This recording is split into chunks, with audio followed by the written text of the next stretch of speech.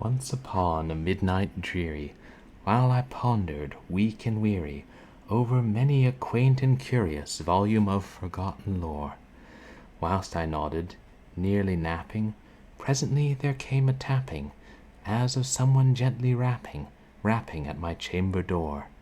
"'Tis some visitor," I muttered, rapping at my chamber door. Only this, and nothing more. And this concludes another chapter of The Song of the Pelicans by Edward Lear. Perhaps we'll continue that some other day.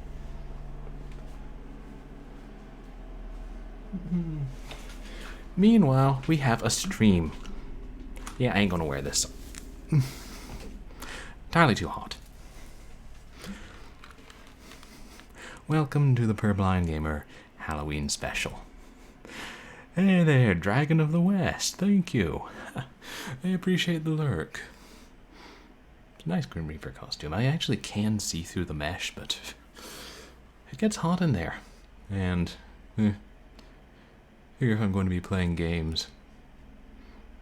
Don't want to make it any more difficult than it needs to be.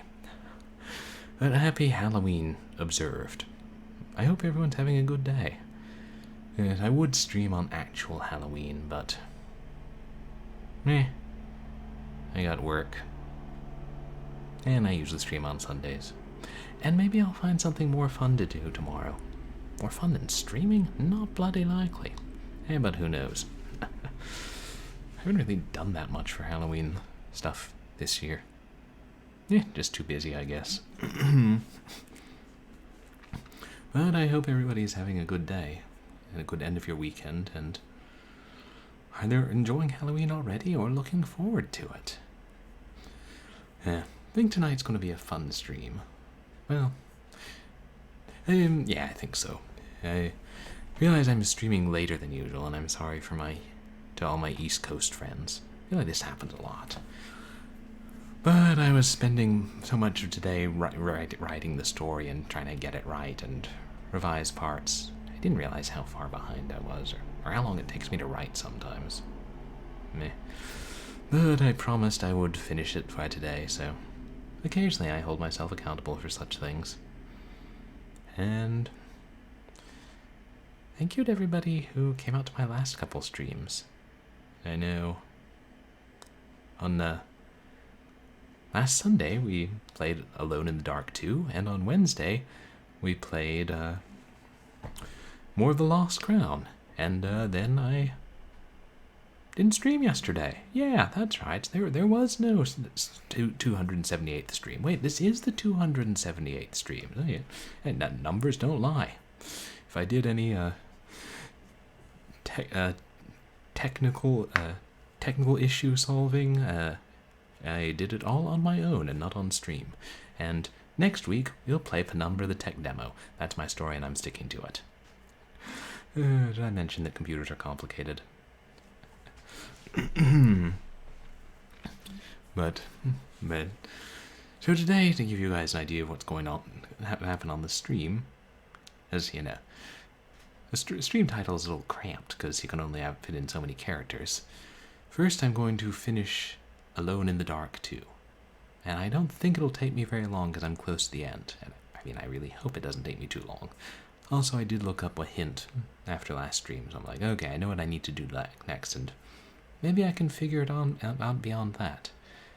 Then I'll read the original horror story. I'm really not as happy with this one this year as the one I did last year, but oh well. Not everything you write can be amazing. And then we'll play, as is tradition, short Halloween-themed games. And I'm excited for this because someone has recently uploaded the old freeware games by Mindark Productions based on the Halloween movies. They're short, bloody, violent, and I remember these being fun, though I only played the first two. So they're one of those things I kept thinking, oh yeah, the first two are good, so I'll get around to the others one of these days. And then I did, on October 31st, 2022. The wonders never cease. But And we'll start with Alone in the Dark, too. Also, MySpace is down. Like, I was announcing the stream on Twitter, and then I went over to MySpace to announce it, and I swear the site's down or something, so... Hopefully they get it back up sooner or later. I mean, I don't think I get that many people coming over here from MySpace, but I'll continue to maintain that for a while. Yeah, because why not? If you're going to have a gimmick, commit to the gimmick as much as you can.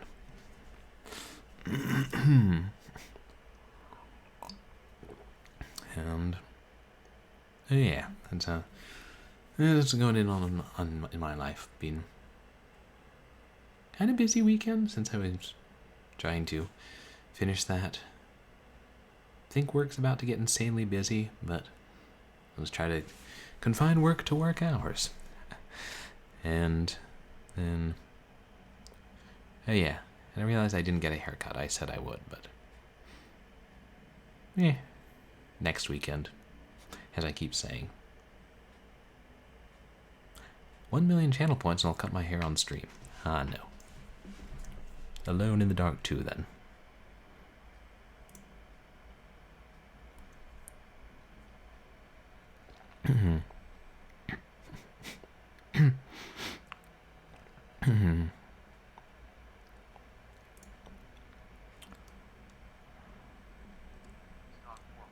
Launch. Hey there, Stock. Welcome in. No, I know I'm starting late. I had most of the day finishing the story and also doing other stuff, but took way late, and or way longer than I thought. And here I was thinking, hey, at least I'm not leaving things till the last minute. But how's your day going, Stock?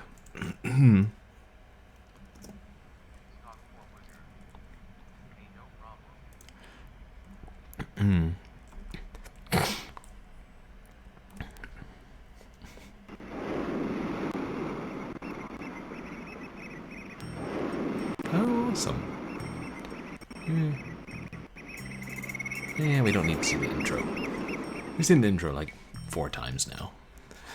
It's a very good intro. Should I catch you guys up on the plot?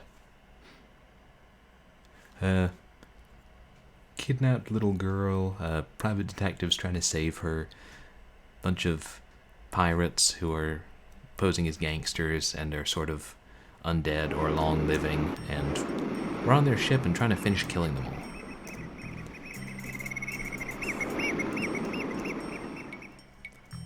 Also living clown dolls. And snakes. And other weird things.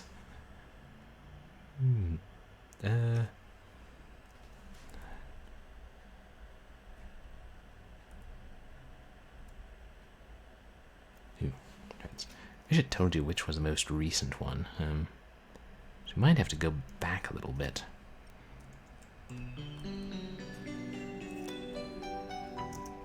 At least I'm glad I looked up that hint and figured out and know what to do now.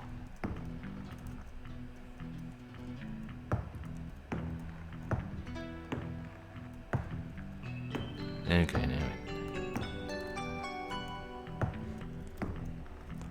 Oh, that explains it. Now that okay, I think if you wake the pirates up and then kill them, I think you're soft locked.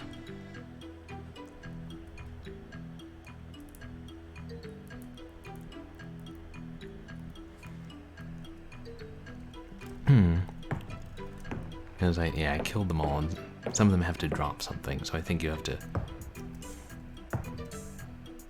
Well, okay, let me try this. See that circle on the floor? That means you're supposed to put the powder keg there.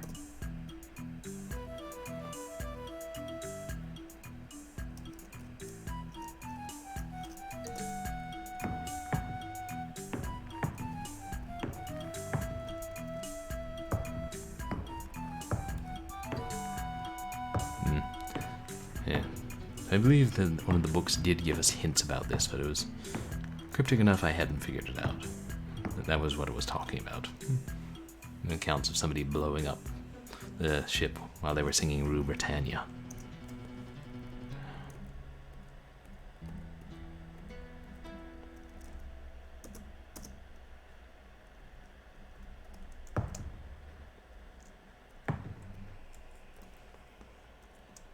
I'm not in the right place. This cannon's for me.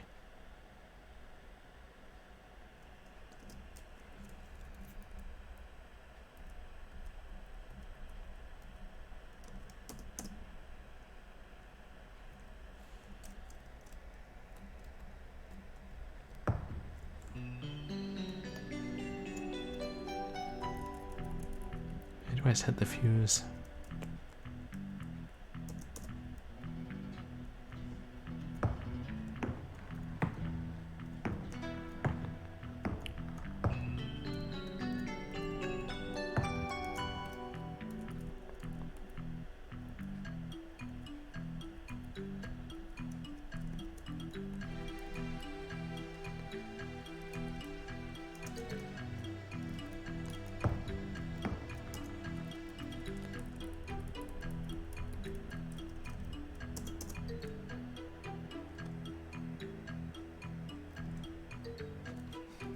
We've got an interesting flickering effect going here.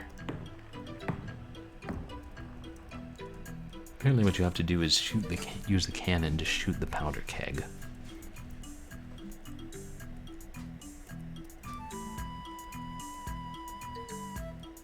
Oops.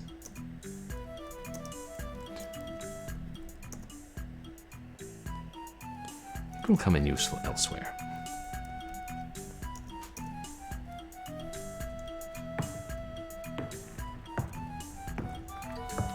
Maybe I just push it then?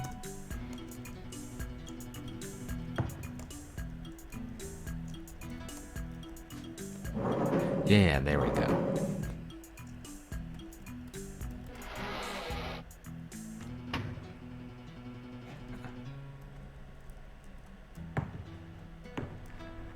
Oh, I see. I think you had to detach it with the pliers. I didn't realize it was chained in place or whatever.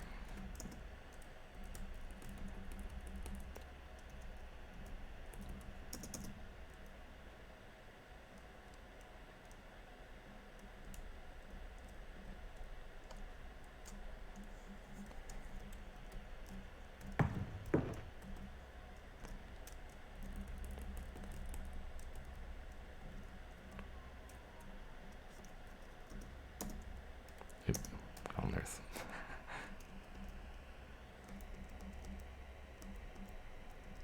Wait, did I attach the fuse? Oh, I think I did. I think I see it there on the cannon.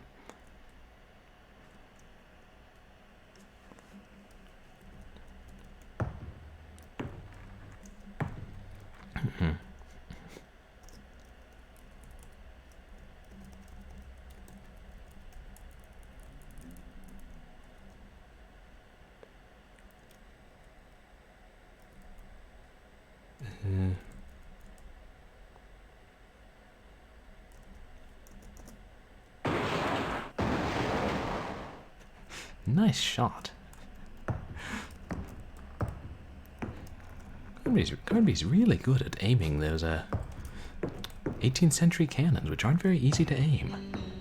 It would have been more satisfying if I'd killed them all in their sleep, but oh well. Oh good.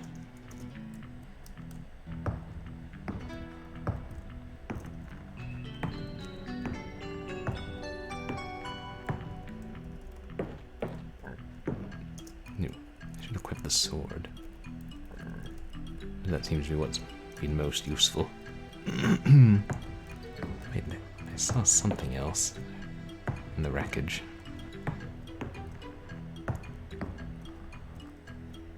There. Oh, it's a flask. Yeah, might as well. Yeah, the beds were blown to bits, the pirates were all killed, if they were there, but the flask survives. How many do I have?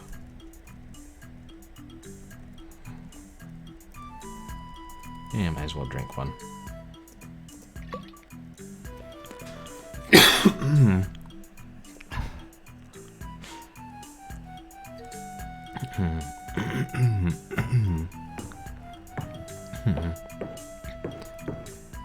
And I think, actually,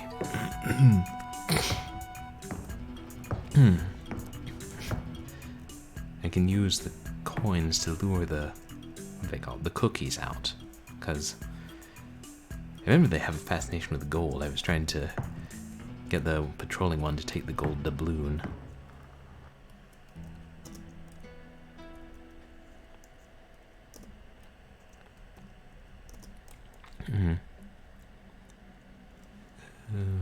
Wait, where's the door?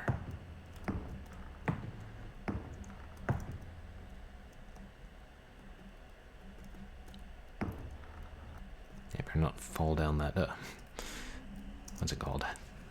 Ladder.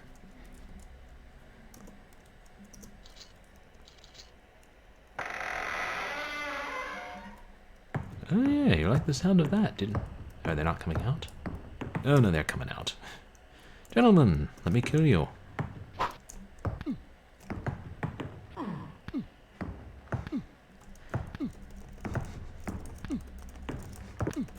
Jeez, I'm getting stun locked.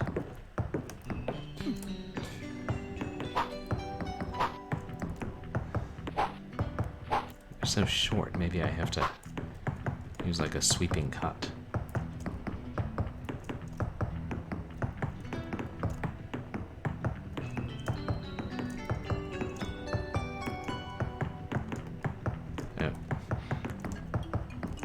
No, I think because I'm so close to the door, it won't let me attack now. So we'll have to load.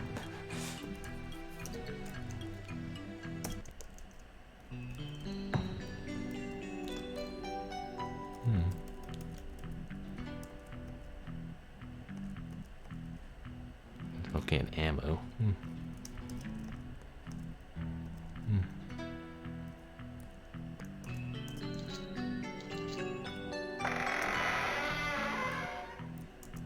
I like sword. That's a personal weapon.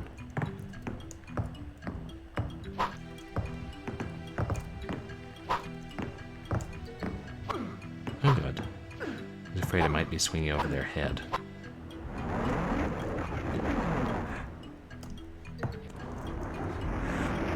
I love the death animations of the skeletons. Is Grace still in here, though?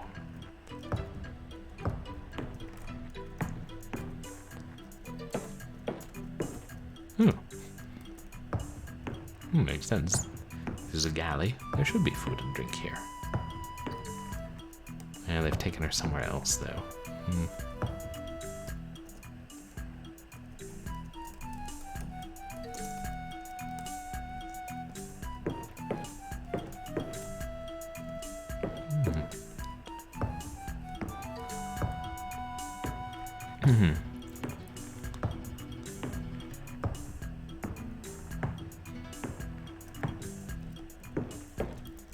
Something under the table? Suppose not.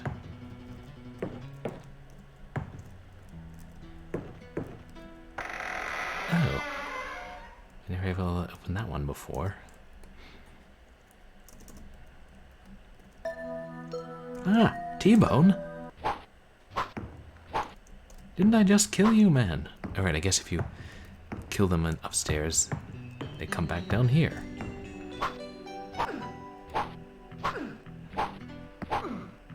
So now the frying pan.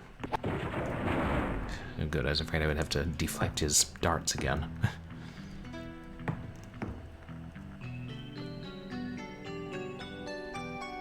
Metallic Jack of Diamonds.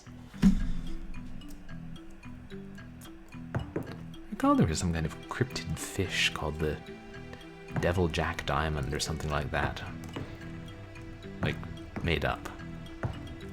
Known to be made up. Read about it in some book years ago.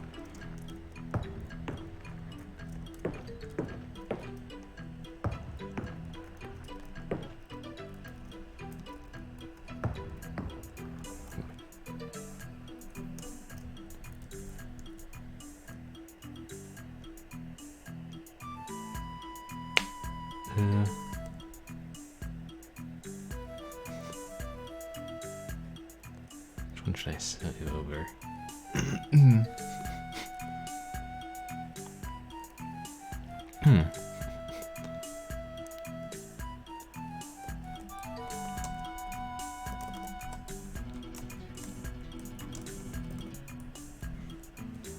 And now we'll all have that theme song stuck in our head. You're welcome.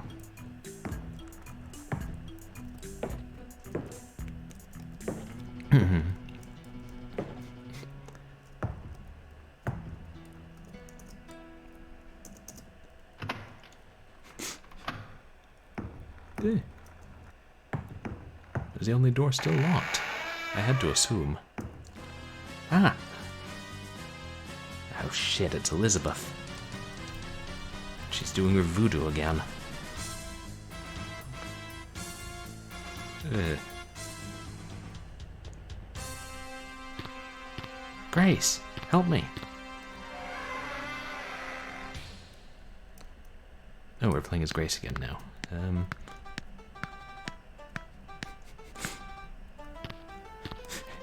Carnby's just floating in the air.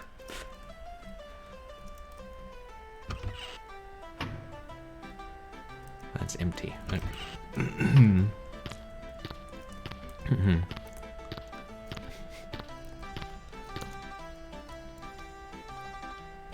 Okay, we have the staff and the chicken's foot.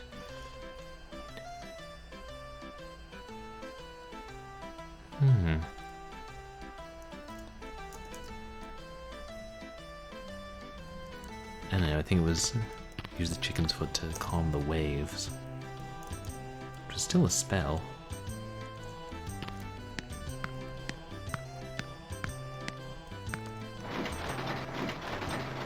Oh. Oh, we gave the captain's staff back to the Captain Nichols statue.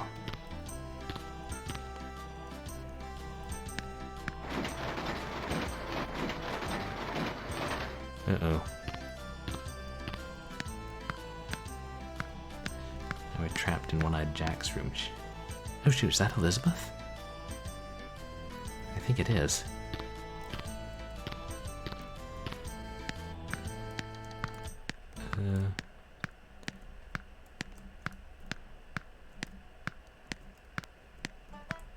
How close can we get before she notices us? She's busy with the Carnby doll.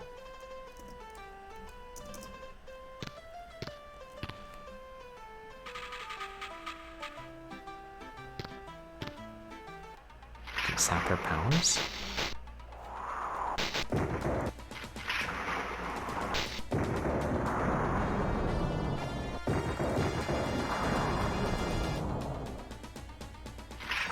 Oh, she's suspended in the air. Oh, it's like it took her spirit.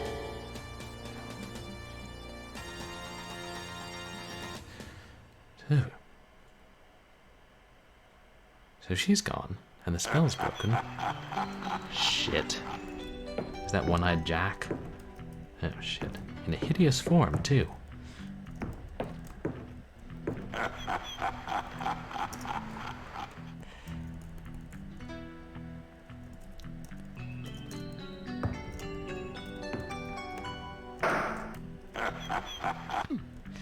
I think I missed him.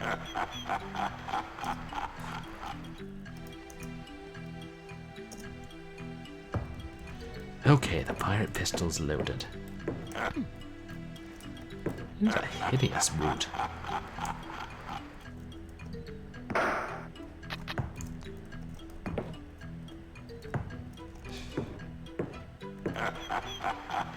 Wait. Didn't it say... I feel like there was a hint about beating him. It's in the opuscule? Powder plot relating the mutiny which was declared. Danny Boy, being small of size, was able to pass alongside the salting tub. Clutching a poker, he slipped into the powder room where Captain Jenkins, his officers, and what crewmen remained loyal to king and country were all gathered. Jenkins was rallying his men with a spirited rendition of Rule Britannia. Danny stuck the fuse in the keg of powder during the first verse. He let out the string. Are we sure it's not Rue Britannia? No sooner had he lit the end of the fuse with a piece of incandescent metal when the ship was buffeted by a large wave. A poorly stowed barrel slid from its mooring and blocked the way out. The fuse burned on. The men still sang, except for the troublemaker, who stood petrified in terror. Never, never, never shall be slaves, still echoed in the air when the dark horse blew up. I was in Fornado's stream the other day, and he was playing some old, it was a Commodore 64 game, and the music in it was Rue Britannia. Several of the survivors claimed that Danny Boy had tried to extinguish the fuse by spitting on it. If only provisions of sand had been made ready for such emergencies. From that time on, the stower's name was cursed by all freebooters. And so ended in flame and death the tragic tale of a fine freemaster, now resting 80 feet under the waves of the balmy Indian Ocean. Yeah. That was just hints for how to.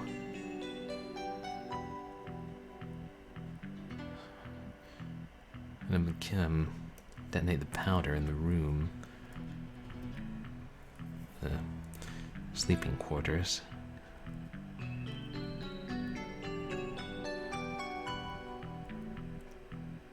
Wait, do we have to use... We can't use the poker as a weapon, can we?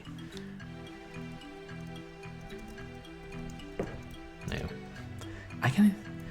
I remember, I think we have to use the sword. I think one of the earlier books, or maybe it was a cutscene, said that something about he could only be put to death by the sword. No. Jeez. One side, Incredible Hulk.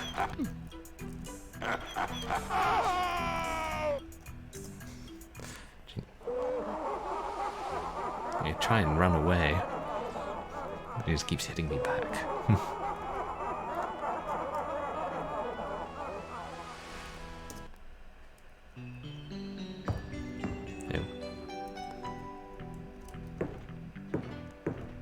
Oh, well, we can watch the death of Elizabeth again.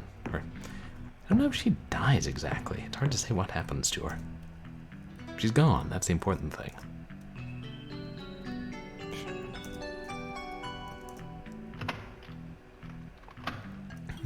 One-eyed Jack does love his cards.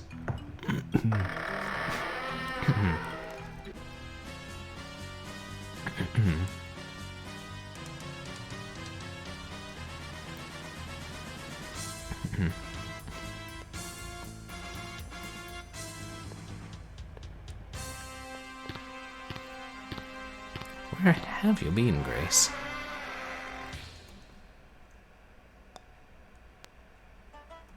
I can't remember, maybe it showed after the cookies caught her, they locked her up again.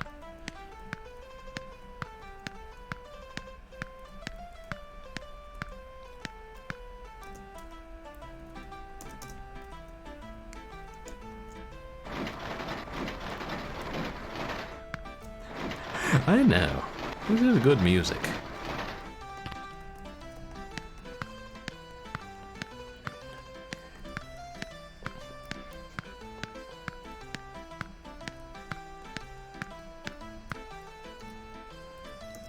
Lizzie, Lizzie, and a tizzy.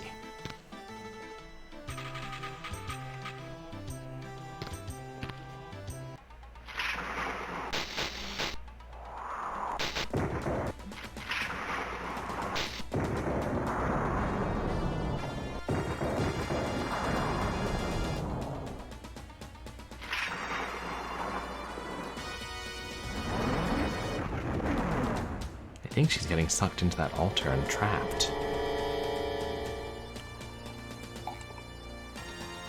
Mark, Grace is in the jolly boat.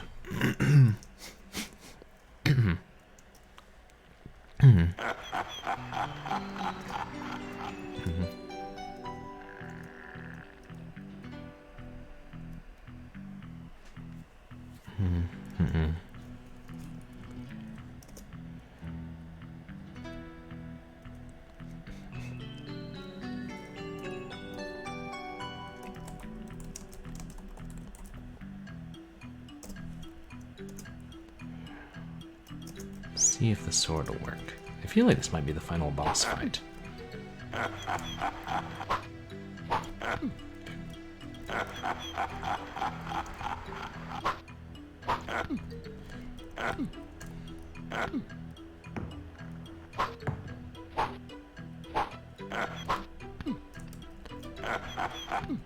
I think I was mistaken about the way to deal with him.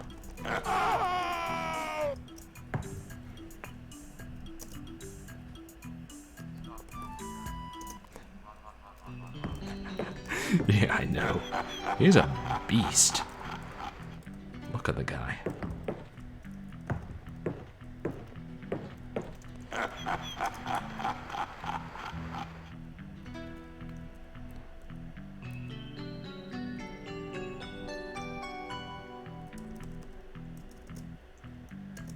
Well, let me use the...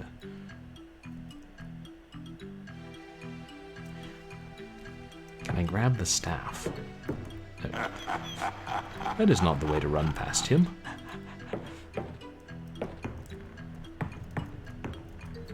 Candy, take that ham staff.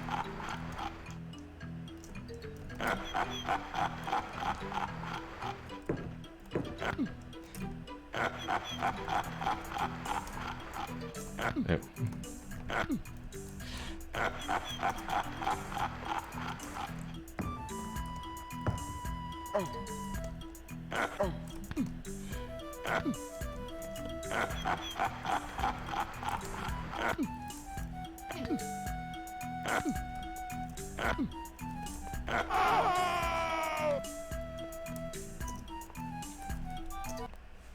Yeah, I figured this would take a few tries. Okay. And there's really no way out of here. And...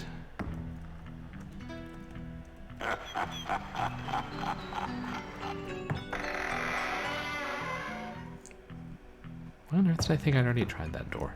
Okay, maybe we're just supposed to run away. Trap door is blocked from above. I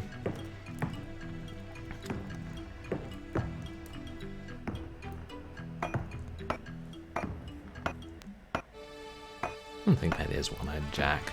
I think that's some other creature. I just thought it was him with a new form. Oh, what's that?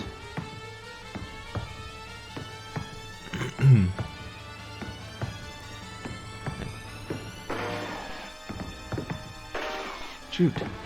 They're everywhere. The dancer, the musician. Yeah, I agree. It's great music. Shoot, I saw something on the ground, but...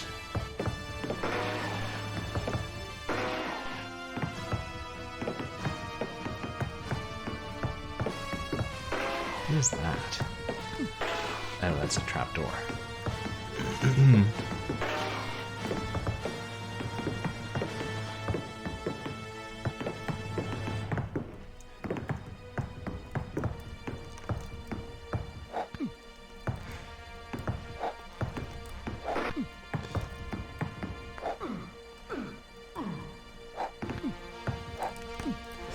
Run, damn you, Carnby.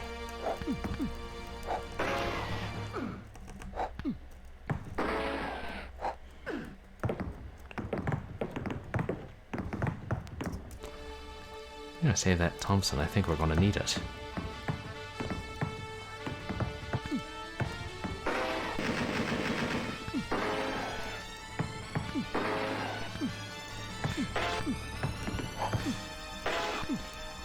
Gonna need it. That doesn't mean we're gonna get to use it.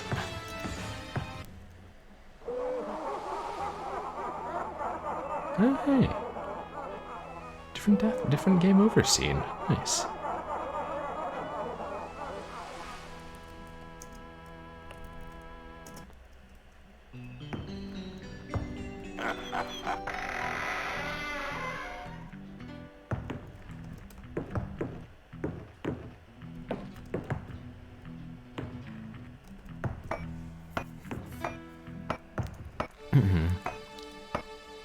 What is that on the deck?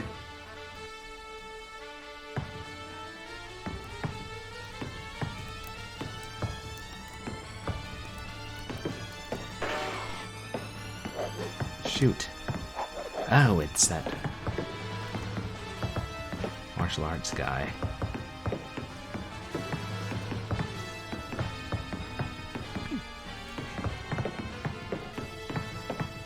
Wait. Yeah, the guy by the mast is the only one who's throwing projectiles. Did one fall to the ground over here? Wait, no, there. Rats.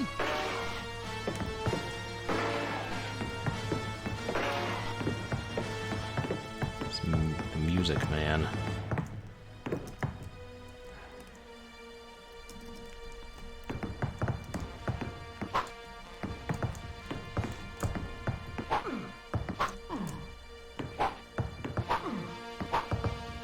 At least he hasn't mastered tight turns.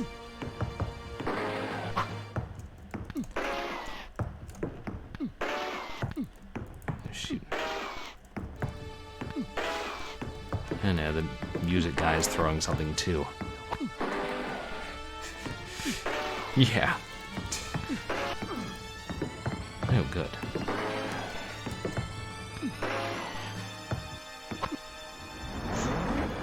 Well, he's dead, and he only took about half my life.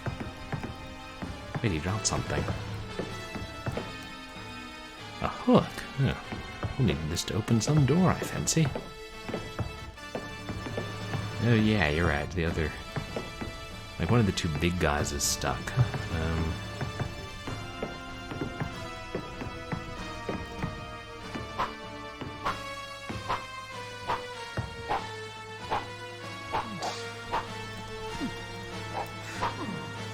Oh, good. Oh, he's throwing harpoons. Hey, come back here. Come back here and fight like an undead pirate. Not you.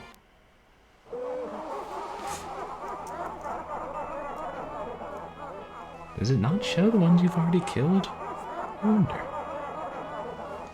Ah, no, there's that guy. Fight like a cow, yeah. It's hard to fight effectively. Let them come to you. Should just save when I'm on deck.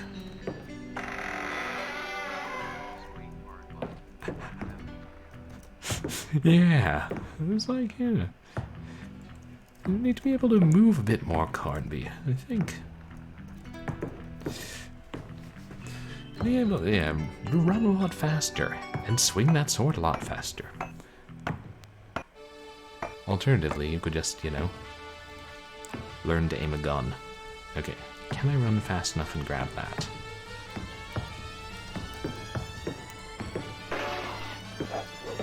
Nope. And he just jumps.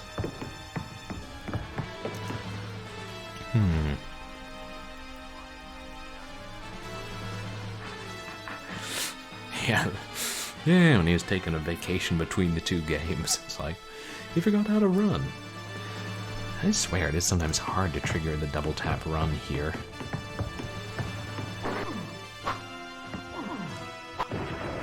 Okay.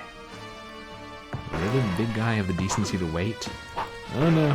No, he's a-coming. Okay. I wonder if that's One-Eyed Jack who just climbed up to the crow's nest. Maybe he climbs up as soon as you kill... Oh, there's Grace. As soon as you kill the first pirate. Fortunately, they have no idea Grace is there. Is he blocking the Music Man's shots?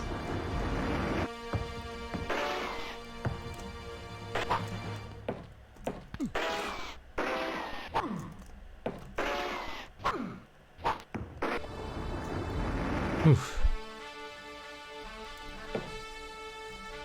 could have gotten a lot worse. Maybe I should save. I should drink.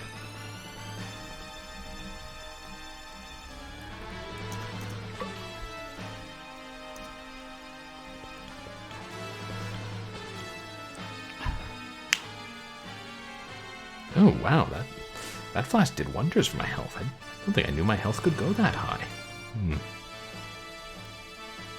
Oh, we sold the coins. Ah, that's better. Yeah, might as well be rich after all this. And maybe we can retire and not have to work on another case.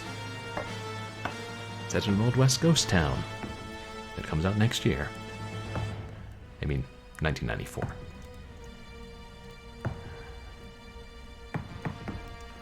Okay.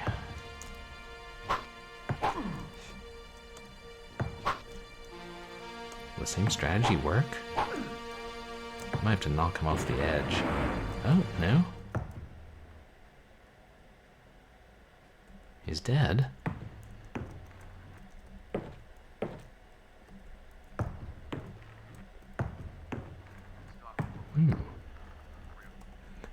Yeah, R.I.P. I think that might have been One-Eyed Jack. It was hard to tell. And I thought maybe... Can I cut the ropes?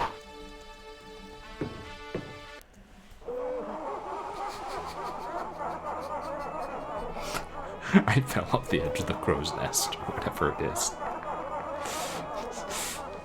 And they're all back. Miraculously.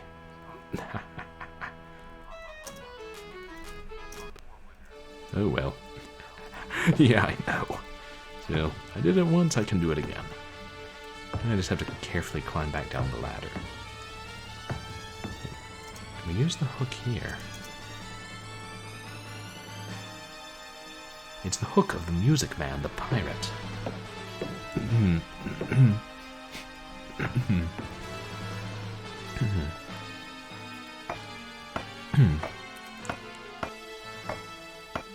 And there he is. I don't think that's One-Eyed Jack.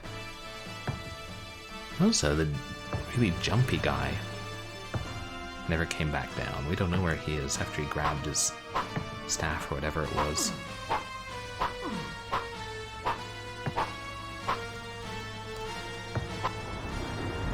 Got him. He doesn't drop anything.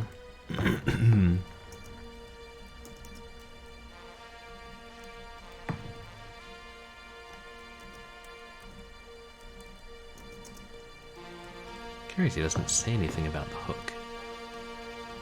Ooh, can we use it to zip line on this rope? I'm trying to see where the rope goes. We actually can!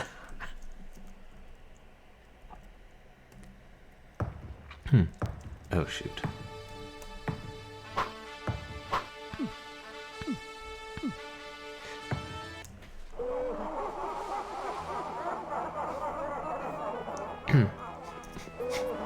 I hate that guy. Hated him the first time we fought him. Hate him again.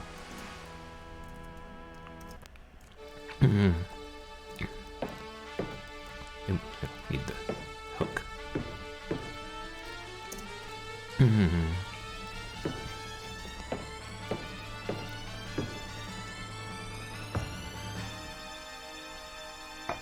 No, they need Grace. Why can't we just sail away with her in the boat?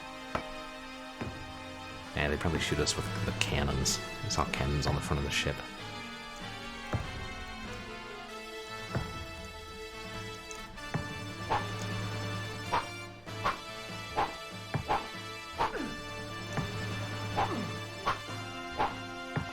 It'd be fun if we could push him over the edge.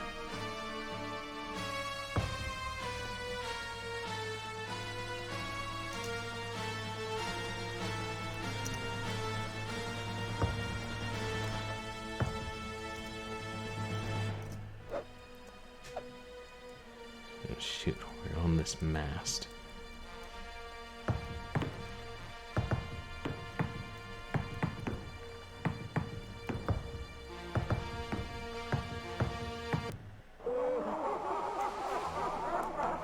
apparently that is where the mast ends.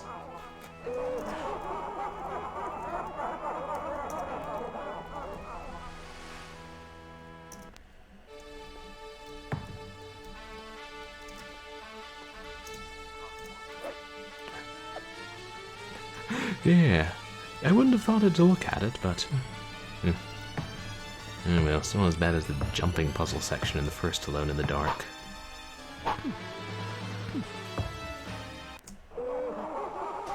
Shoot. If he gets in just a couple of hits, he'll push you off. This game is not easy. I wonder if anybody's ever managed to do a deathless run of it. Probably. I am not a god gamer. Okay. Stationary strike would serve me best. Got him.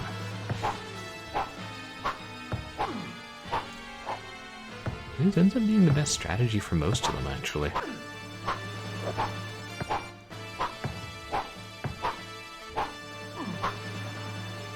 Shit. We got him.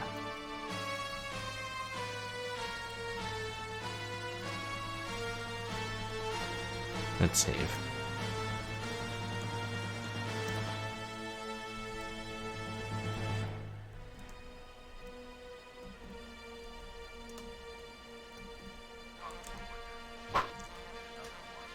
Yeah, that was a pretty spectacular death. I was hoping somebody would fall. I'm trying to... I mean, still the hook. But it won't do us much good from this angle.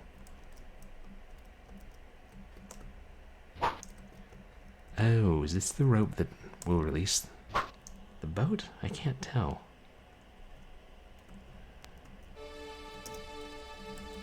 What else do we have?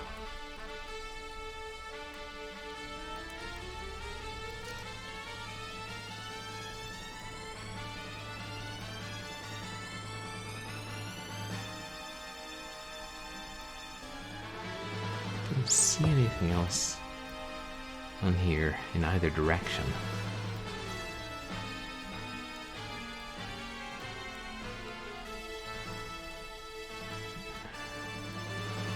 Now walk along to the side of it.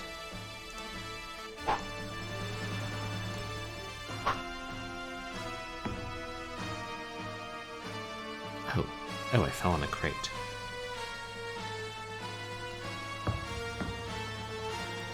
That, I suppose. Hey, what's that? Oh, maybe he dropped something? Captain Nichols' sword. Ah. Okay, now that's... I think that's what I've got to use to defeat One-Eyed Jack.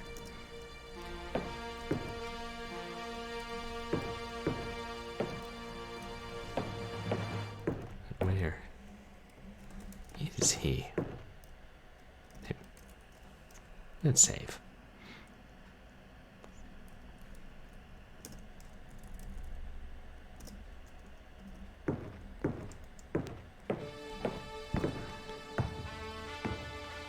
I must free Grace from... Oh shoot, is that him? Oh yeah, there's that eye patch.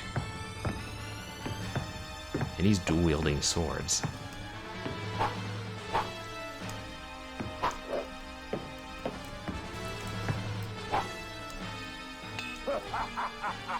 Oh, he can block.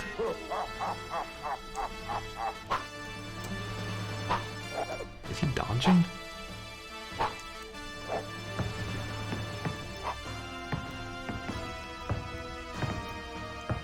Okay, I think this is the final boss fight.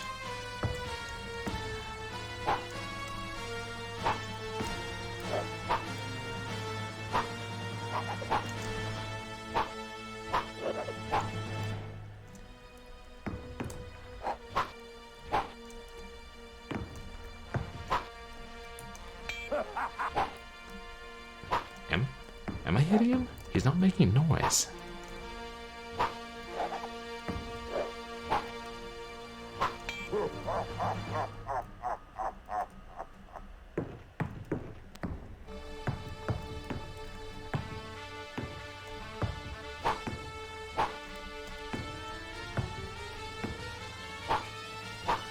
Wait, is that Grace tied to the mast?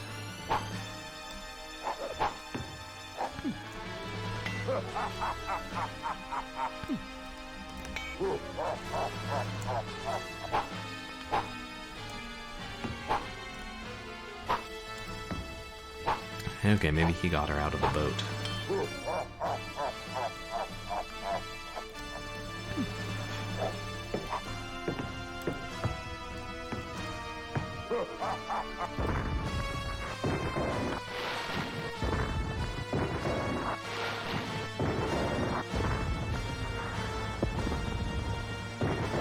Hey, what did I do? I didn't kill him. What did I do?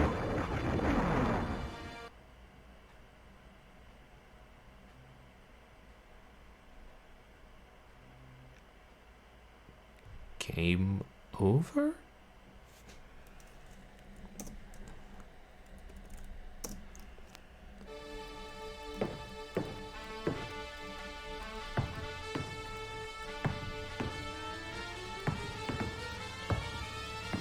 I must free Grace from her chains.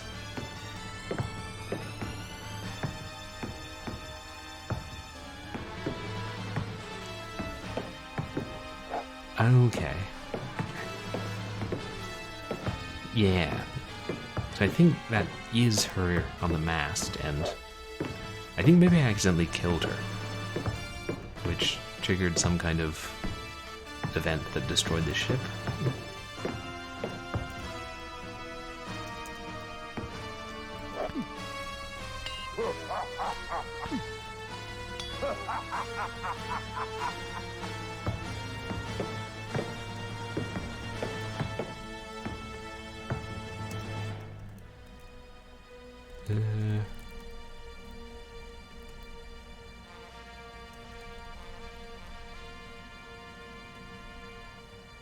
Okay, I got a couple things I could use.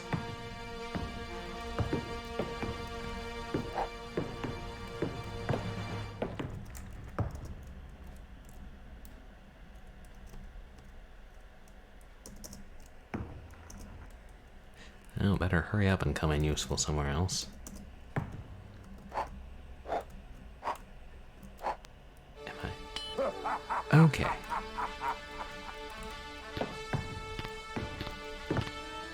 I must stop this cannon? Is that what he said?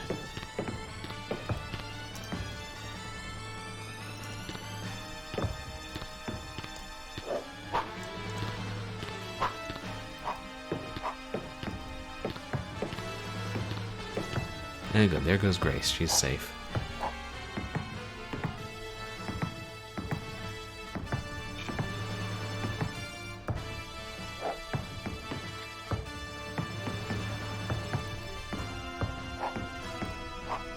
That makes sense. We use the pliers to cut the chains of the cannon.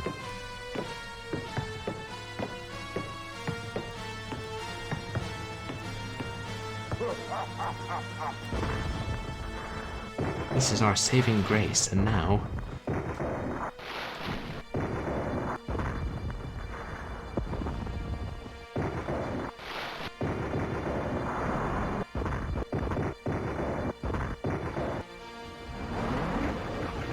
Maybe it's that if you run out of time. I think we're on a timer at this point.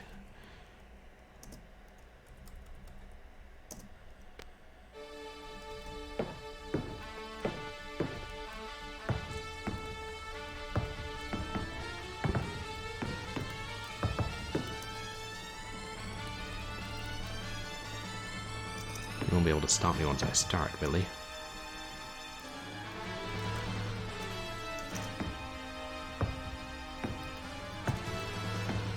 There we go.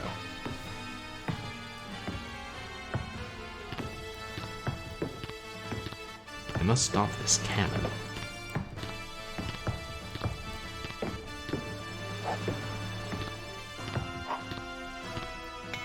This is our saving grace, and now it's you and me, One-Eyed Jack.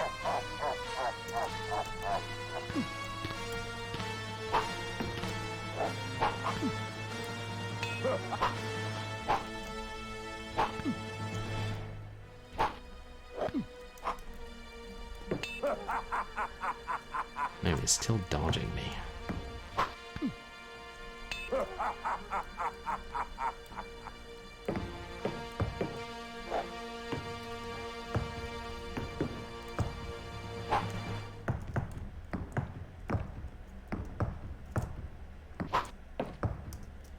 So did I stop the cannon?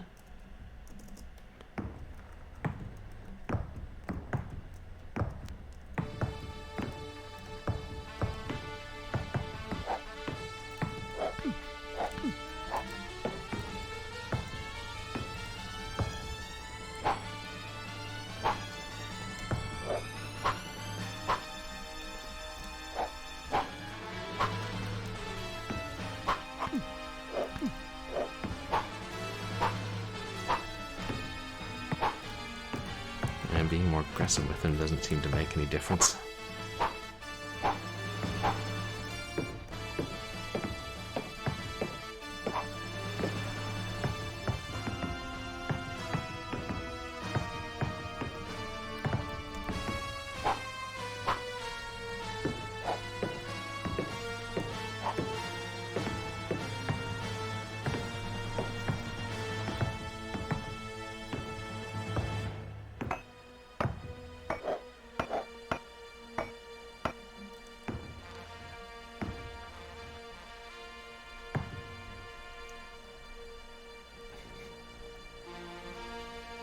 Now he's not following me up.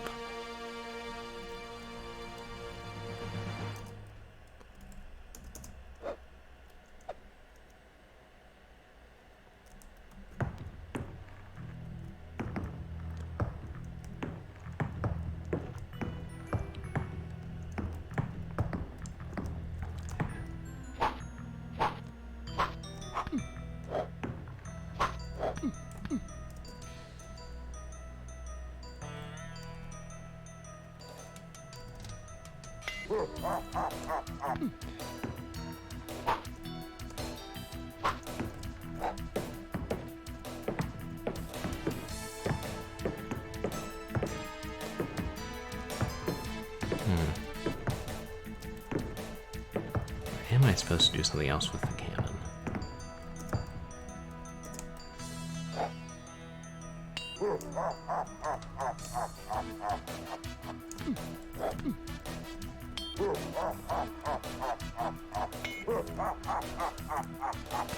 Eh.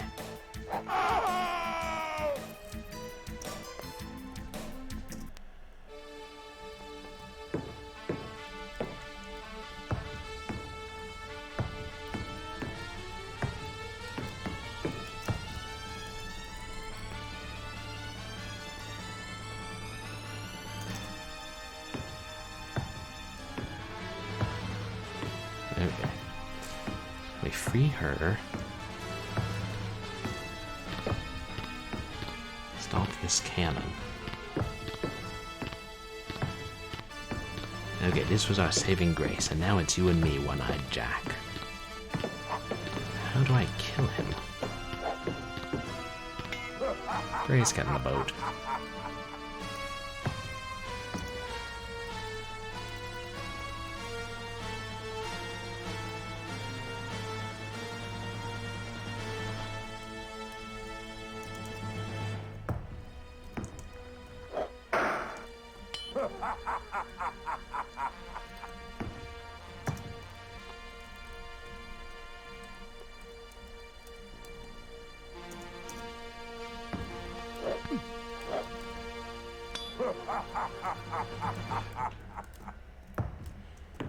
I don't think the pistols are going to work on him, but... So the sword doesn't seem to be. I think that was lined up.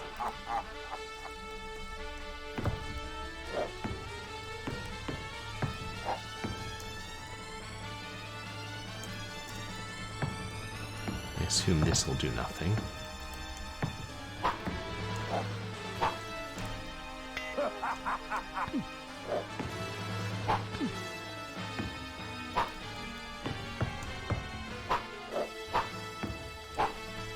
No, he's not even dodging backwards.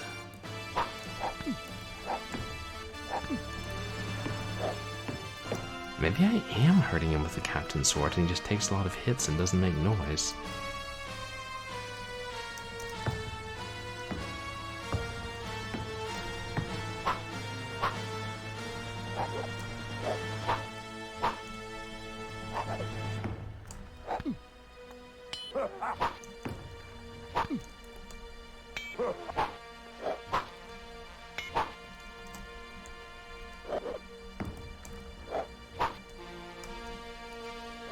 He's so delayed, like, compared to the others. Because that, combined with him not making noise, makes me think he's dodging.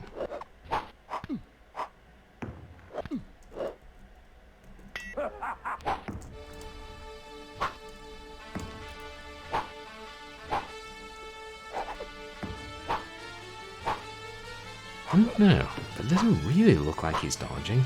It looks like he's getting knocked back.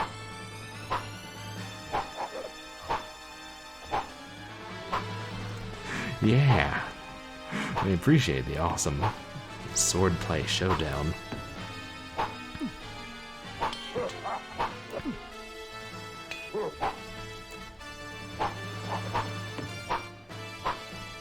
Wait, oh no, that definitely, he's bleeding. I saw like the light-colored blood that these undead pirates have. I need a flask. Now we're definitely wounding him. Well, that flask was much less effective.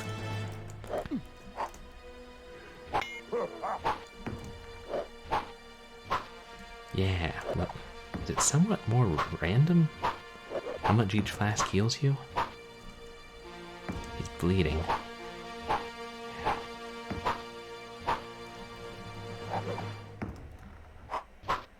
Do we get him? Is he dead? And he's up. Son of a... Don't do that to us, Jacko.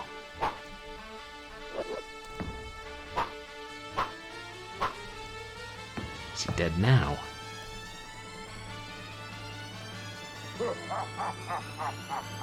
You don't sound dead.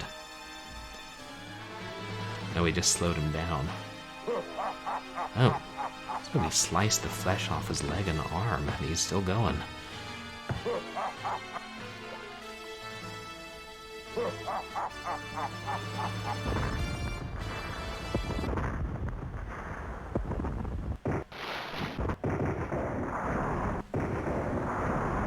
Did we make it? Oh shit, there we are. There's like a face on that cliffside.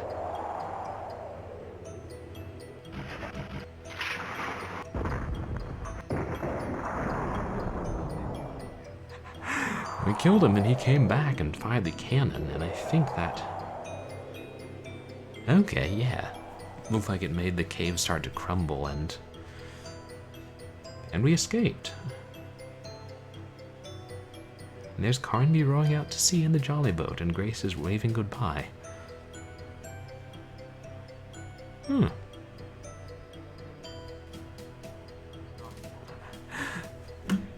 Thanks, yeah, that looks like we won. Kind of expected a little more of a ending cutscene, but it's okay, they put in really good effort into some of the earlier ones. Really, that's all? And I guess they're not going to do the ending credits because they had the credits at the beginning, so...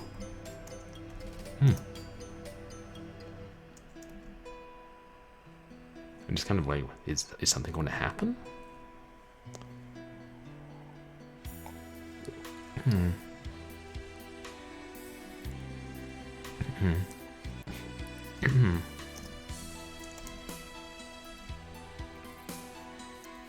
Nope.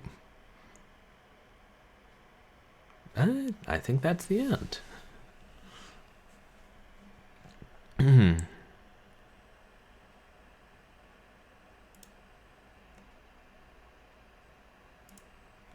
And there we have it. Alone in the Dark 2. Had some good moments. I still don't think I enjoyed it as much as the first one.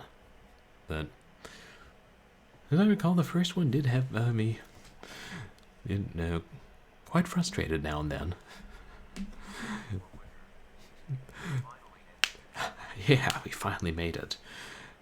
Now, those games are pretty interesting, and yeah, like parts of them are a lot of fun, but I just wish they gave you more direction.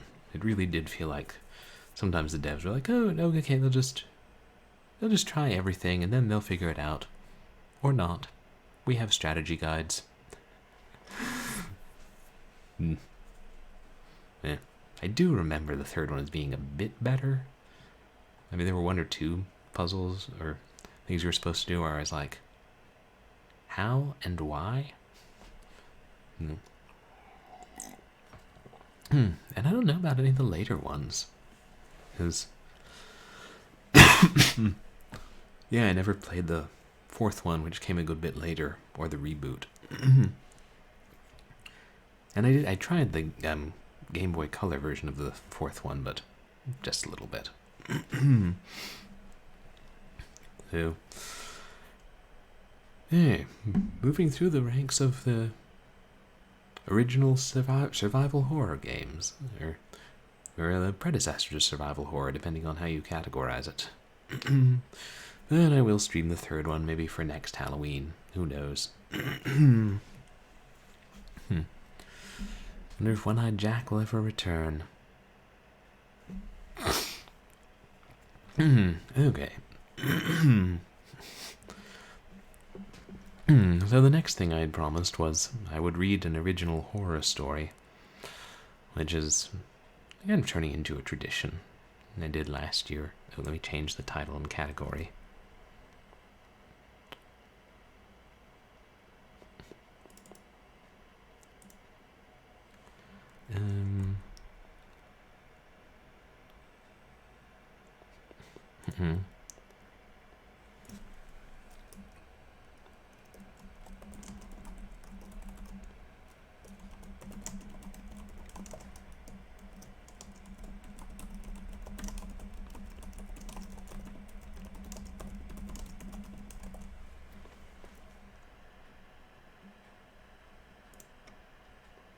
And I don't know, I'll change the category to probably just chatting. I don't know if books is like the actual category you're supposed to use for audiobooks, or I mean for reading, or if it's a game called books.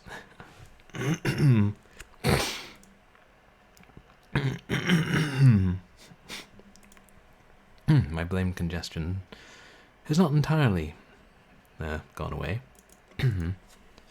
Oh well, does it ever?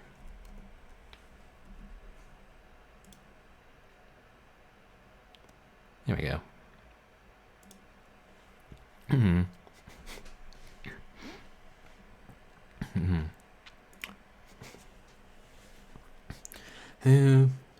Yeah, I think the best way to do this is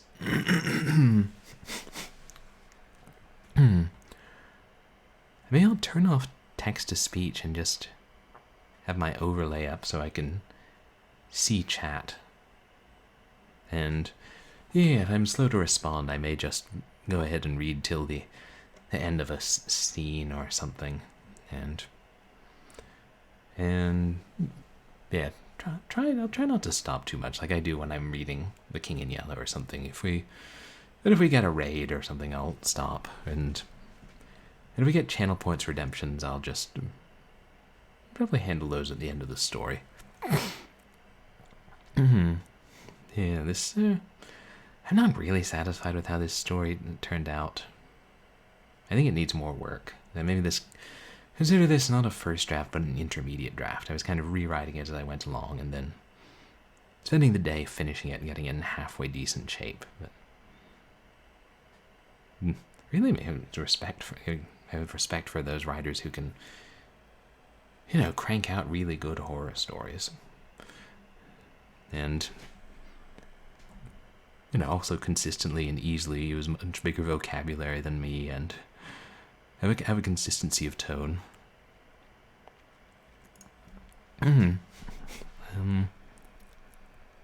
Maybe it'll be easier if I read this in.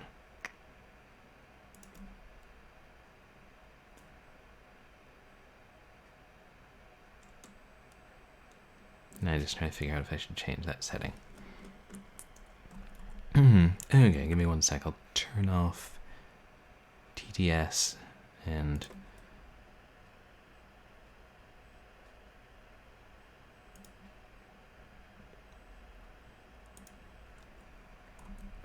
oh yeah. And this story is kind of disturbing, I think. And hopefully people will find it creepy, but no, people find too creepy, so you know. Don't come yelling to me if my story gives you nightmares, or the games I play give you nightmares.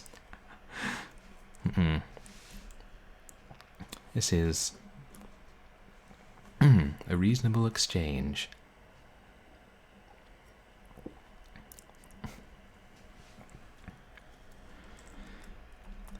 I may as well preface this narrative with a free admission of my feelings for Ms. Catherine Wasserman, as this offers some account for my presence in her house. I will not go so far as to say I was in love with her, a sentiment that I apply infrequently, as is the fashion of the times, and I don't think I ever knew her well enough for that, even given how much better I knew her than any others in her house. Moreover, she was not twice my age, but somewhere near to it, a fact that many would be startled to learn, for while numbering in years just over 60, she was often assumed to be 50 or even younger. We had a friendship that went beyond that which the word most commonly describes, and I think I can say the attraction I felt for her was returned, given the substance and the length, as well, of our conversations, dusted with harmless flirtations from both parties that never crossed any boundary of seemliness, yet carried a possibility that the next one might. I told her more about my life and my thoughts than all but a dozen or so in the world. She was a gregarious as well as an attractive woman. All this is to say, my relationship with her had more to it than that merely of tenant and landlord, a relationship the exact name and distinguishing marks of which I still have difficulty communicating with precision. And this explains not only my presence there, but, I think, something of the emotions that these events stir up in me, which would have been strong, but of a different character had our relationship been more intimate, less intimate, or more intimate still. For all these qualifications I offer, I complicate or nullify them accordingly with the fact that we kissed. We kissed once, and she put such a wealth of feeling into that. She had her reasons, then, of course, which I could not tell you in their entirety, even in those stolen moments. So how can I tell them to you in their entirety now? One conversation of ours hangs over my mind, as I have come to reevaluate the thoughts behind her words. It was a night that I, in a tippling wise, wandered home from a pub that lay only a mile from the house. Catherine, she had bid me address her by her Christian name early on, a practice from which I occasionally faltered, accustomed as I was to more formal address out of respect, hailed me as I slipped in through the side gate, and we fell to talking. My memory, hazy from my state, hinders me in recalling the full conversation, but I am a frank and open as well as amiable in my overindulgent times. So our discussion progressed. It would tend toward the abstract, as in some situations it always would. I think I was explaining how I had come to alcohol a few years later than most of my fellows, though in the years since I caught up with them, and from there, nearer to hand, that I had been presented with a chance to continue the night's revelry with other young merrymakers, and had declined in an ostentatious obeisance to that intangible responsibility. No, then we were speaking of experiences achieved and not yet sampled, when after a pause she said, "You can't know whether a thing is what you want or not until you do it. But you can consider or assume as best you can, or let your gut direct you. I felt a latent meaning behind this, but in that minute thought it was her kindness in giving me counsel of sound stuff, and my gratitude for her doing so. It would only be later that I would consider her words as having another meaning. I will not commit to one construal of what she had in her mind, but those words she said, I always remember that. The 4th year of my graduate degree saw me, officially with degree, and as such forbidden from extending my residence in the on-campus dormitory. I was that year engaged in my internships, not required in my discipline within the field, as they would be in others, but advisable, so much that the university provided 2 half-year classes, offered gratis, to facilitate such students claiming internships, while the school loudly declared that they were not students, but technically were not. Let the lawyers and the employment commissions debate this. It meant only that I must house myself nearby, but elsewhere. That was how I came to Catherine's house. Like others in the university's neighborhood, she would rent a portion of it out to students. Unlike the others, she lived there herself. The details of my fellow boarders and our dispersal around the property that year I shall not relate, beyond that they were all undergraduates in their 4th year. I had come to live there through a friend who had begun the year prior and continued on, and that she herself took the 2nd floor and let us have the run of the 1st and the mother-in-law suite, a small guest house in the backyard consisting of one large room with a small kitchen and bathroom. She was seldom landlord or disciplinarian, and more aunt or advisor in the non-academic. Older but inspiring ease, and content to let us live our young lives and even throw parties. Only once did she have to intervene and remind certain of our number that they had vaulted well beyond the bounds of anything reasonable, which they, in their blurred states of mind, were happy to admit, and set about restoring order to the evening. She told me she liked having our youth and our energy around her, thinking that, as I was one of the eldest students to reside on campus, I were in a better position to understand her position. She was absolutely right. I believe Catherine would have continued to take students into her house, but towards the end of that spring, one of her business ventures moved forward in magnitudes unexpected. It was not new to Catherine, who had run several businesses and built others up for their owners, but now she was required to do a great deal more work, and it was poised to spill over into her home. She took stock of this, together with the fact that my internships were concluding a month after my housemates all were to graduate, and decided that for the next year or so she would not house any students, and we might be the last to reside with her. The others had all planned to move to more exciting parts of the city, suited to young people who did not mind cramped quarters, as soon as they could snatch that roll of paper out of the president's hands. I, on the other hand, thought it more expedient to remain near the school, as I had many friends still there, with some of whom I had made a pact to help each other on various projects, curricular for them and more vocational for myself, and was also old enough to think twice about exciting youthful neighborhoods and cramped quarters. Besides, I enjoyed Catherine's company. She proposed that I might stay in the guest house at a rate more than fair, as she knew I had yet to find solid employment, because it would profit her nothing to leave it empty. I would have my living space there, and she hers in the main house. I will be offended, David, if you don't make frequent visits to the main house, as you need and also as you wish, she warned with a smile, barring only my entering unannounced when she had guests.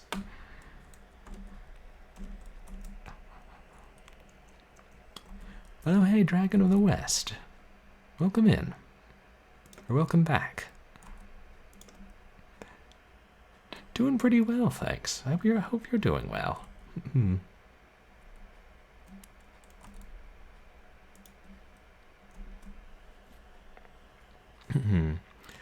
I was probably the only recipient amongst the students of various of her confidences. One she offered only when it was touched on, obliquely by my jest and by my foot. A board in her dining room floor, just beyond the kitchen door, was loose, and Alcerio used to complain that if one were not careful of it at night, the noise would constitute just enough to waken someone. I trod on it one night after dining in the main house, after all the others had left us, and offered this to Catherine as evidence that the house was coming down around us. "It's evidence only of good planning," she replied, taking a knee in determination to have the board up in no time. "I've something here which you, I think, I know you well enough to say, would not take alarm at." Beneath the board was a hollow space, into which Catherine reached and produced a revolver. She saw the surprise on my face, and showed me it was unloaded. An explanation followed, longer than necessary, to the effect that Catherine had grown up in the city when it was more dangerous, comparable in flippancy to a city depicted with gusto and uncommon darkness and rain in the films of the 1940s. This tool was more accepted, if not necessary, in years past, so she kept it, with the cartridges. But here she paused, having second thoughts about discussing not the ammunition, more the pistol itself. "You won't be needing to know this fall. With you living in the mother-in-law suite, I mean, but I won't need it either, I'm sure. I only showed you because I thought you'd find it interesting. I couldn't have you think I was the sort of lady who leaves her floors in ill repair, or you might think—" The conversation diverted into levity. As it did so, I had the impression she had started to show me her hidden weapon for some other reason.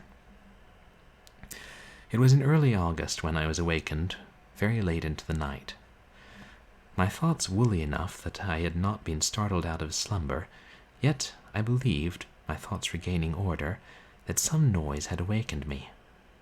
No sound seemed unusual to the night, at first, giving me a chance to wonder if it had been a sound that had ceased, the gust of wind, the cry of a cat, or even a tremor of the earth, which were not uncommon in that region. Still my mind worked at the problem, till it drew me at last to isolate the offending noise, a departure from normality, yet not so far out of place as to be obvious. It was a clicking, not caused by the air conditioning, a cooling and heating unit that hung upon the wall and would naturally, hourly make its presence known. These clicks came in bursts, sometimes punctuated with scrapes. They came, there could be no mistaking it, from above me, and their location changed. The source must either be something in the ceiling or something on the roof of the guest house.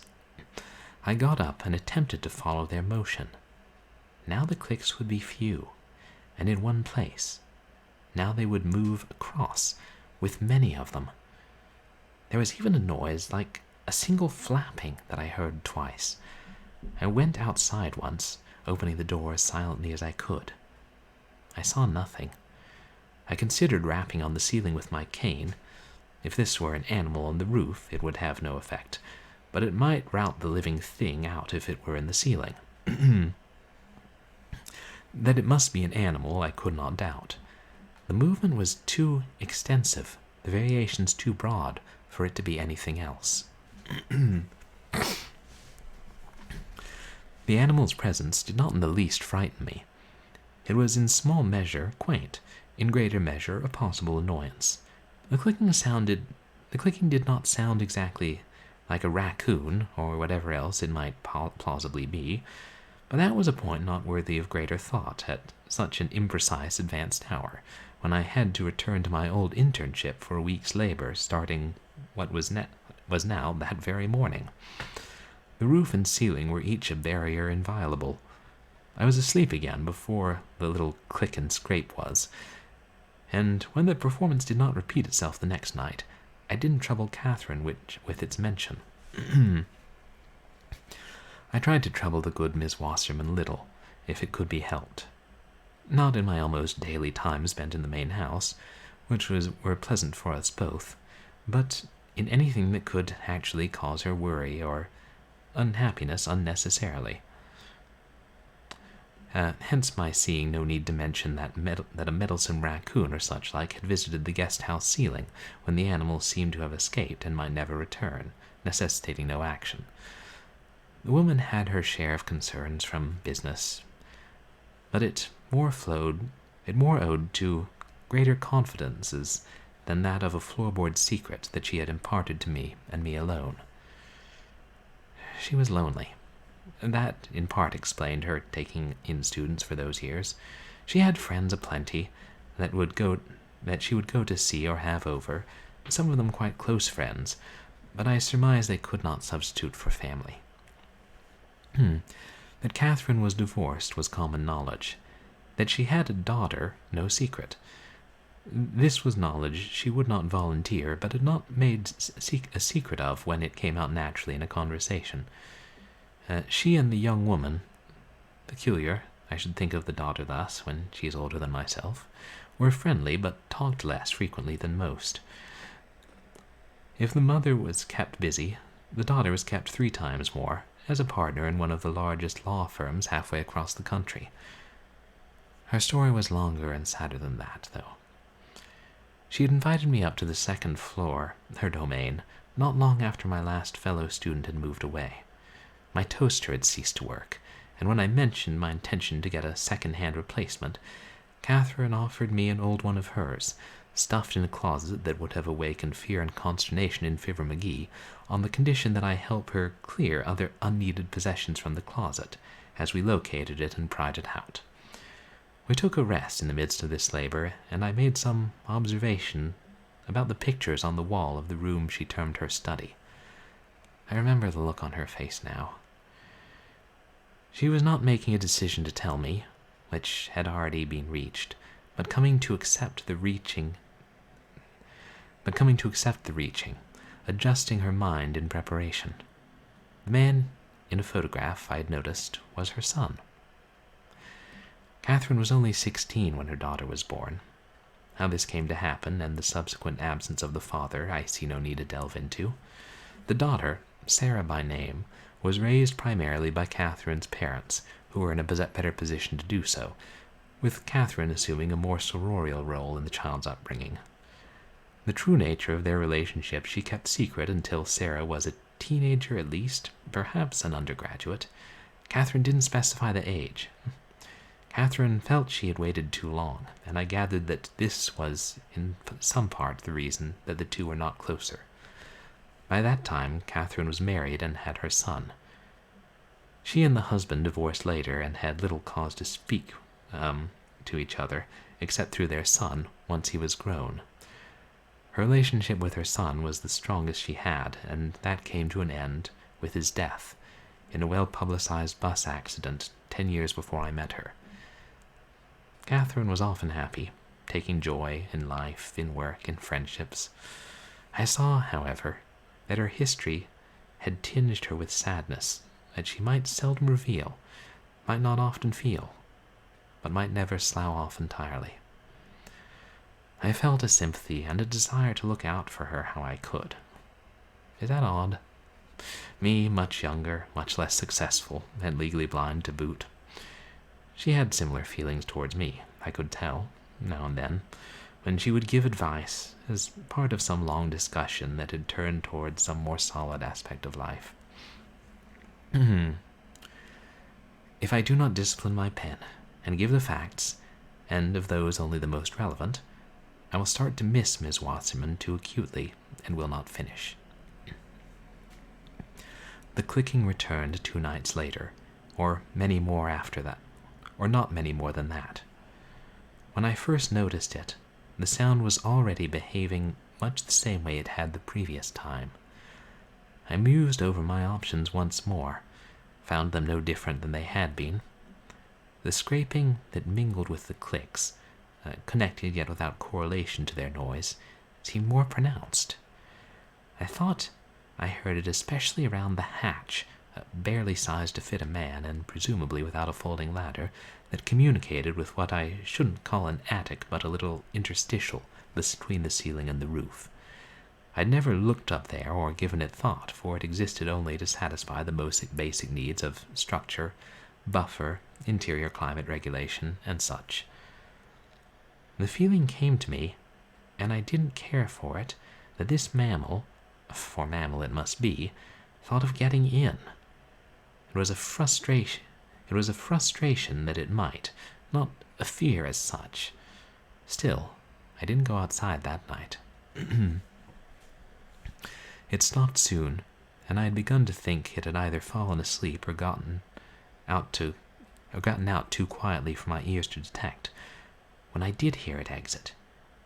On the side towards the bathroom, I heard it, definitely, and yet so quiet, push itself out, and this I heard only because I was listening.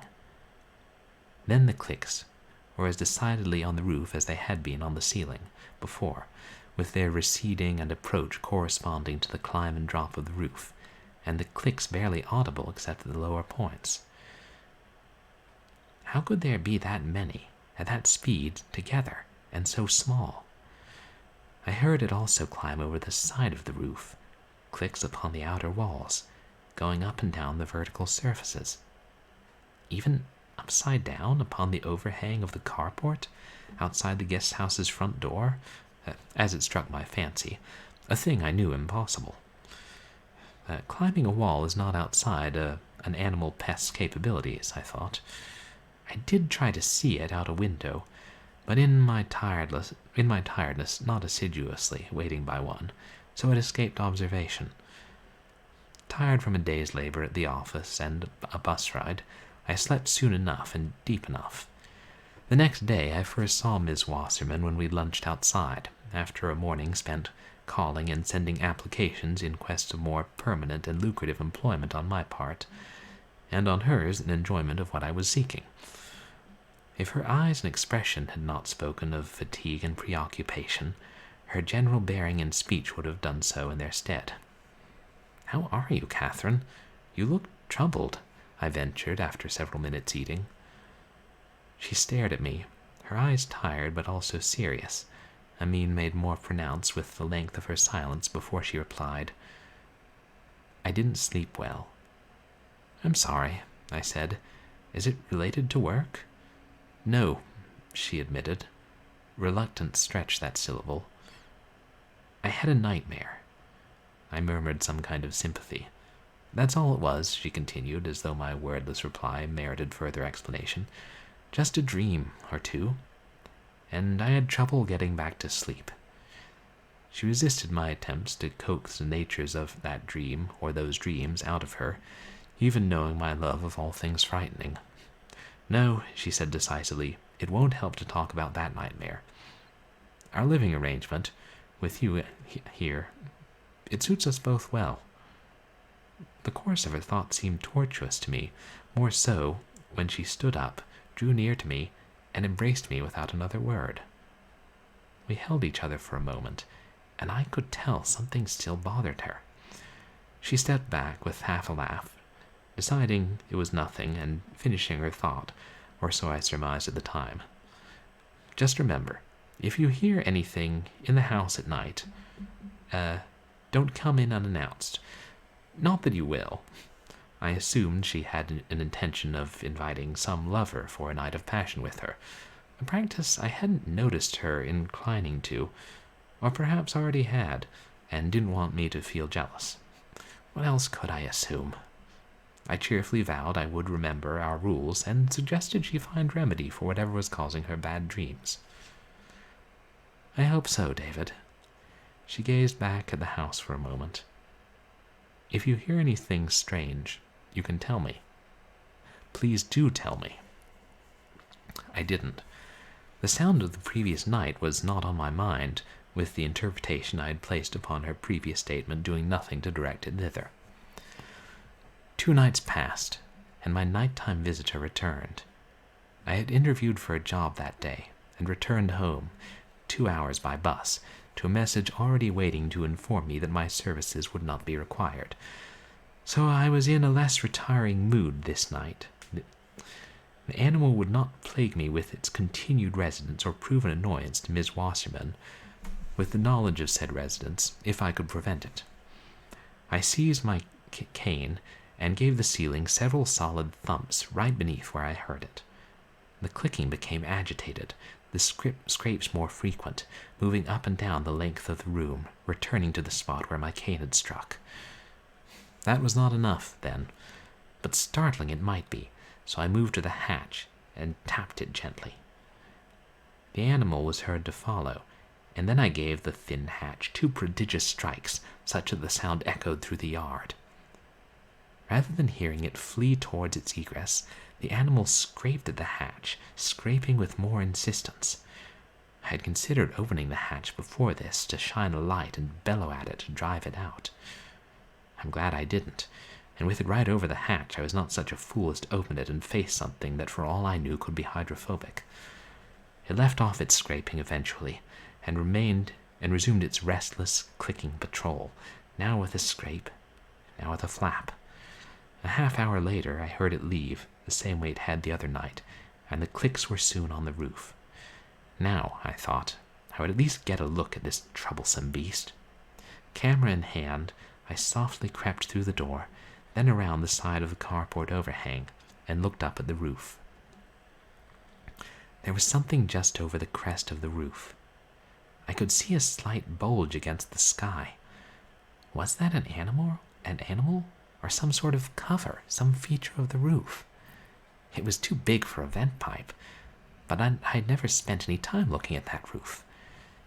It was a dark night, moon and stars covered with clouds, streetlights too far away, no neighbors' houses illuminated. The flash of my camera would show me whether I was looking at an animal or not, and what sort of animal if I was. I readied the flash, but then noticed something around the bulge. A thin line bent at an angle, like a thick cable. Then I saw another one, possibly a third, around that slight protrusion, and at least one attached to it. One shifted, and I thought I heard a click and another. A soft breeze, and something rose out of, or above, that lump on the roof, thin and black, like a black rubbish bag in the wind. The sound of a flap, and then it lowered, and whatever I'd seen was gone, hidden by the roof's crest, and then there were faint clicks beyond what I could see.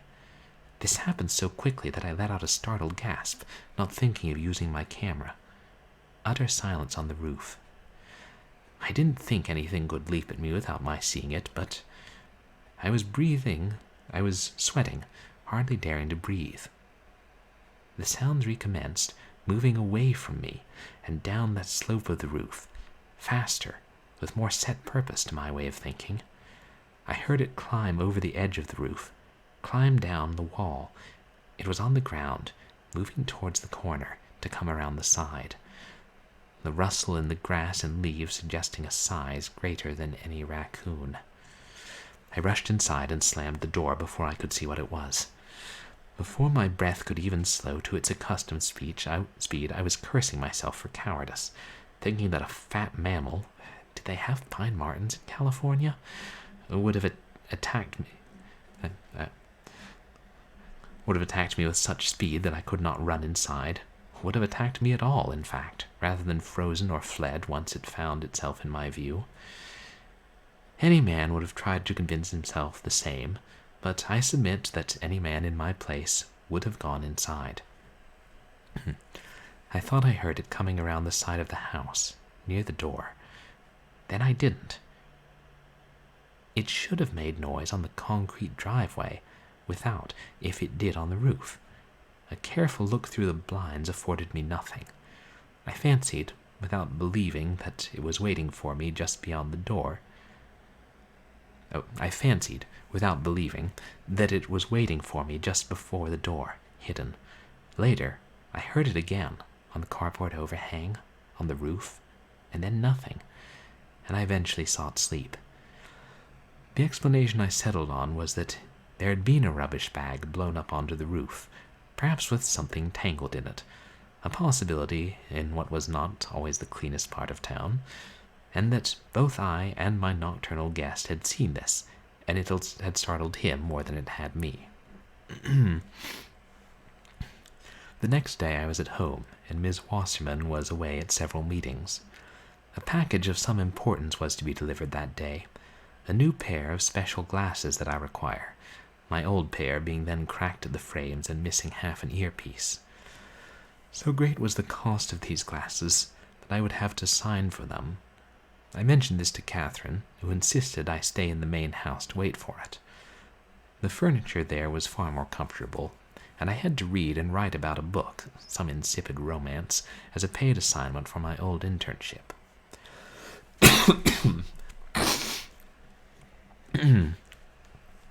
The package had been promised by 11 o'clock, but by 1 o'clock it had still not arrived. The only things I heard in that time were the garbage truck, a few other cars and trucks passing, some at greater speed than they should have used, and a yell outside, which sounded surprisingly close, but no knock or doorbell. I vowed to wait a while longer, but at 2 o'clock, when no package had arrived, I called and made inquiries, eventually speaking to a woman who confirmed that the package had been delivered, but that the delivery man had failed to report it until an hour later, gotten hopelessly behind on his route, and even neglected to obtain my signature. They were still trying to get a satisfactory explanation from him. The package I found on the porch, laying turned over off to the side as though thrown there. Had the contents not been undamaged, I would have complained. I contented myself with communicating the episode to Catherine, annoyance's sharpness lessening once it had been shared. Catherine called me into the main house that evening, and I could tell that something bothered her deeply and asked what it was, to which I did not receive a direct reply. "Do you remember," she queried, 8 months ago, when our neighborhood was troubled by a package thief? "I do," I replied. "Most of us living here fell victim to him. I had had the misfortune of having located and ordered a copy of Last Half of Darkness, the exceedingly rare turn-of-the-century version, for a very low price, and, the thief making it his spoils, don't know when I shall find another. He was caught over in the valley, and now awaits sentencing, last I heard. I've heard no more than you, but you may recall I set up a special camera to film the porch, in the hope that we might collect evidence of his next crime. I had forgotten that camera until just now. I reactivated it several days ago. It captured the delivery of your package, and I want you to see it." Catherine led me into the living room, where the footage from the front door was already on the television, waiting only for her to bid it play.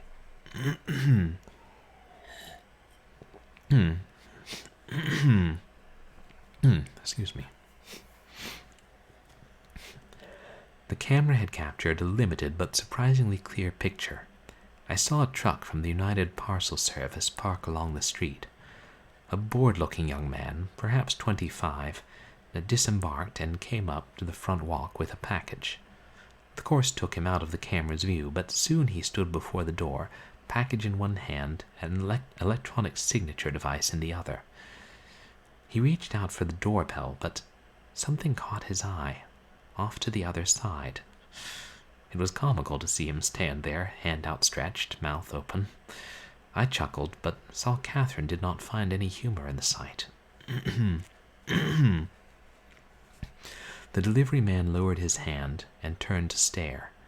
He didn't seem to see anything, more to be trying to reconcile what he had seen. He took a step closer, peering, and another step out of frame, towards the bushes beside the front steps, beyond them the side of the house. For several more seconds, nothing. The camera had no sound, but we saw a flash of movement in the lower right corner, the delivery man falling. He was on his feet in an instant, his hands empty, and a look of both pain and uncomprehending horror on his face.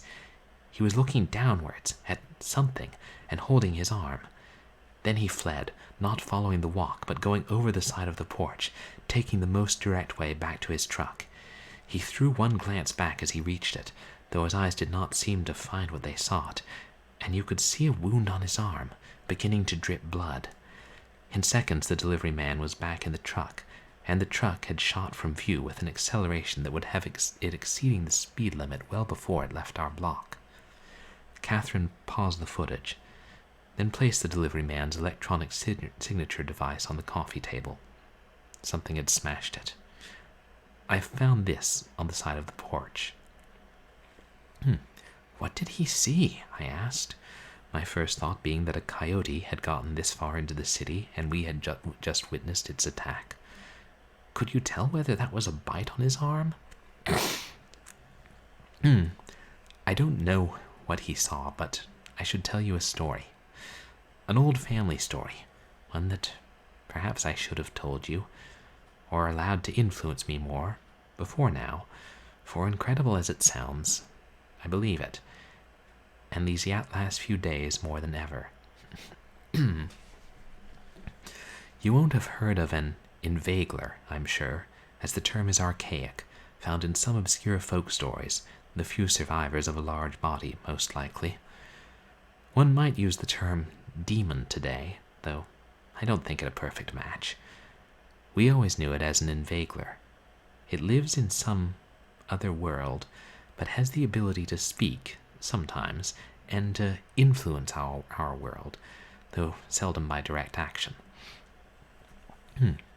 One would think, for the importance of this story, the exact manner in which it began would be retained in its entirety, but these details are patchy at best. There is a particular old mirror with some history.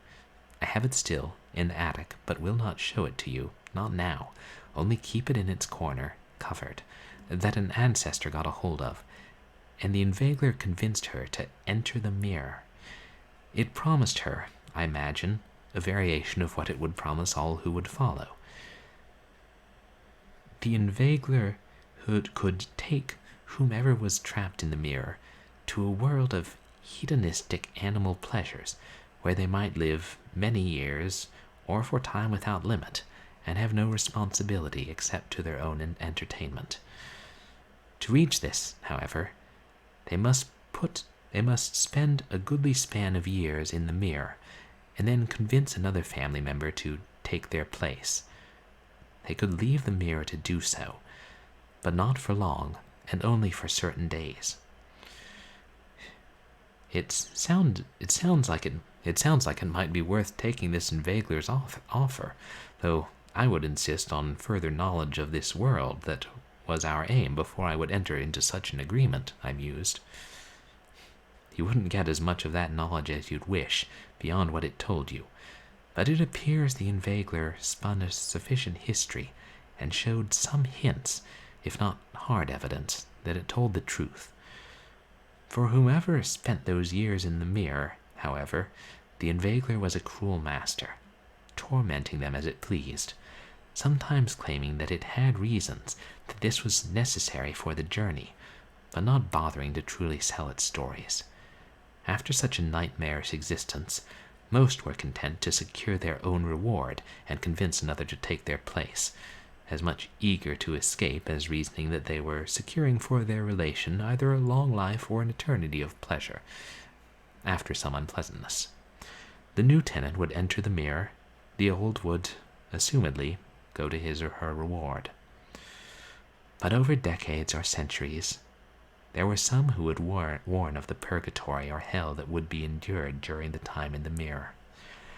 There was a desire to end the cycle, and a mounting distrust of the damned orchestrator of it all. But when it came down to it, someone would find that they could not bring themselves to leave another trapped in there forever, and would subject to the inveigler's fury, and would offer to take the current mirror dweller's place. 150 years ago, almost now to the day, a several times great-grandfather of mine found a way to outfox that inveigler. He got the old inhabitant released without sending another person into the mirror by brilliantly simple reasoning. The inveigler was furious and swore revenge, as well as the cycle's continuation. An exact number of years was not specified, but in his ranting, before the time had passed and my ancestor could no longer hear him, he alluded to a multiple of 50. The inveigler can exert some influence on the world, but cannot come here himself. He's tried to threaten me. I've only heard bits of what he has to say, not enough to understand what he intends. And it seems he has found a way to catch glimpses of me for some years. That's enough of my story for you to say that you don't believe me. I took my time in answering. I don't know that I do or don't believe you, Catherine. I can see you believe it, and I have never been one to discount the possibility that there are many things not commonly seen or documented in this world, what could be called supernatural, as I know I've let on. You think this inveigler attacked that deliveryman? Again, not directly, but you saw how he looked downwards? The inveigler can commune with animals to some extent, I'm fairly certain, as there is no other way to explain some events recorded over the years, around the time of a person exiting the mirror, without outrageous coincidence. That may have been what was outside our door today, an animal. She looked at me steadily. If that man had not gone to look at something when he did, you would have opened the door and been susceptible to whatever happened to him. I only nodded, as this had not occurred to me until she said it. I must ask you again, Catherine continued. Have you heard anything strange? I have, I confessed, and though I'm not sure what it is, I assume it to be an animal. I gave her an account of the nocturnal visitations, culminating in the garbage bag on the roof, startling the animal and my own retreat inside. I had assured myself now that my estimation of the creature's size was inflated when I heard it on the ground, and that we were most likely dealing with a procyanid or mustelid, taking into account my own meagerness of zoological study, and of the sounds I had heard I only spoke about the clicking and the scraping. If I give myself the chance, I will castigate myself for the rest of my days for this oversimplification, even knowing that the trivial detail of another sound would not have caused Catherine to leap to that impossible conclusion that turned out to be true. I did ask a few questions about her story, probably before this point in the conversation, or maybe here, but did not ask the exact loophole by which the inveigler had been outsmarted. After hearing my description of the noises around the guest house, Catherine came to a decision before we discussed the incredible situation much further. I'm going to pay for you to stay at a hotel for the next several nights. By that time, we shouldn't have to worry. I must insist that you go, she pressed on, overbearing my protest before I could get it out. Maybe I shouldn't have had you living here now. I believed it, but how much did I believe? She asked herself. But I value your company greatly. The inveigler has business with me and my bloodline, and there's no reason for you to be caught up in it. If there is some danger, even if it's only from a common, if ill-intentioned animal pest, I wouldn't feel right leaving you here. You know I value your company greatly as well, and I think of you more as friend than landlady. I don't think I'm in great danger, since he doesn't have a man trapped in the mirror now, and I know not to trust a word he says, and I shan't leave the house, or indeed my bedroom, after dark. It was dark now. I wondered whether smashing the mirror would solve our problems. That would cause the inveigler to have freer influence within this world, it is supposed, and I'm not going to test that. And again, these problems, like this house, are not yours. They're mine. We argued for many minutes as to whether I should stay or go, and I think I knew after the first 3 that I had lost, yet refused to concede.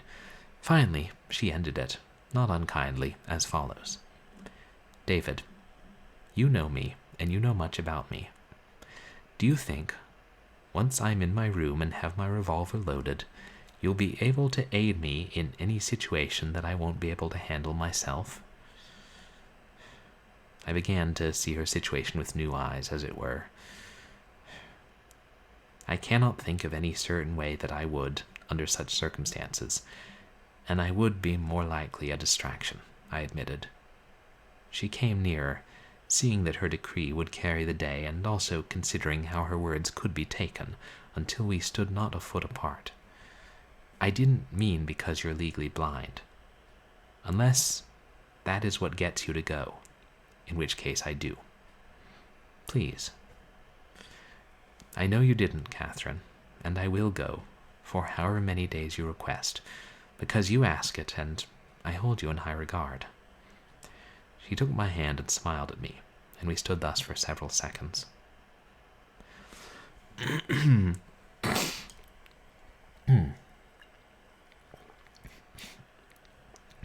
I returned to the guest house to pack necessities and left Catherine to the business of finding a hotel and making a reservation, having relinquished any claim to the bill in exchange for her word that she would find the cheapest one that was safe and sanitary.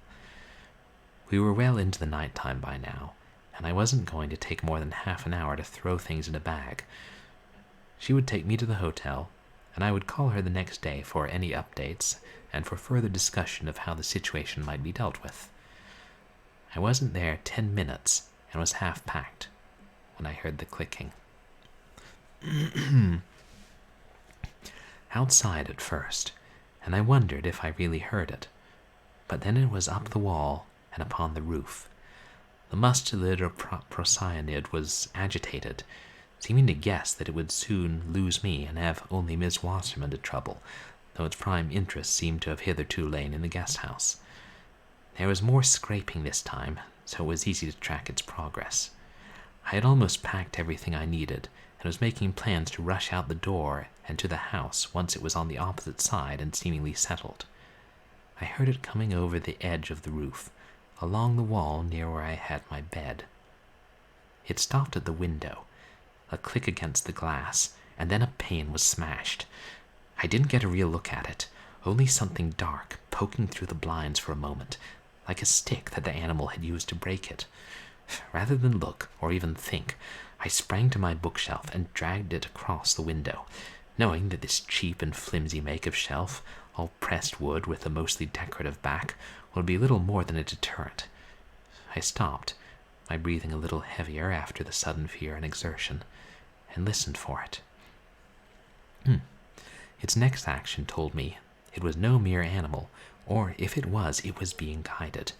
It had gotten back into the interstitial twixt roof and ceiling so quietly that for once I had not heard it, or it had timed its alarmingly rapid motion to coincide perfectly with my movement of the bookshelf. I heard the clicking and then the scrapes, violent upon the hatch, which was between me and the door now. It was not scraping only, but bashing, digging against the wood. The hatch heaved as something chipped and hammered at it with great force. The beast was going to get in. I shut my bag and flew towards the door. With the worst conceivable timing, the hatch broke open when I passed underneath it, and I saw the face of what had been in my house. A face I had seen before, but never in such detail, because never so large and close. It leaned down, lashing at me as I stumbled towards the door, unable to take my eyes off it. I was looking at a cockroach that was nearly 2 yards long. It dropped down from the hatch, twisting to land on its feet. God, it was tall as a dog.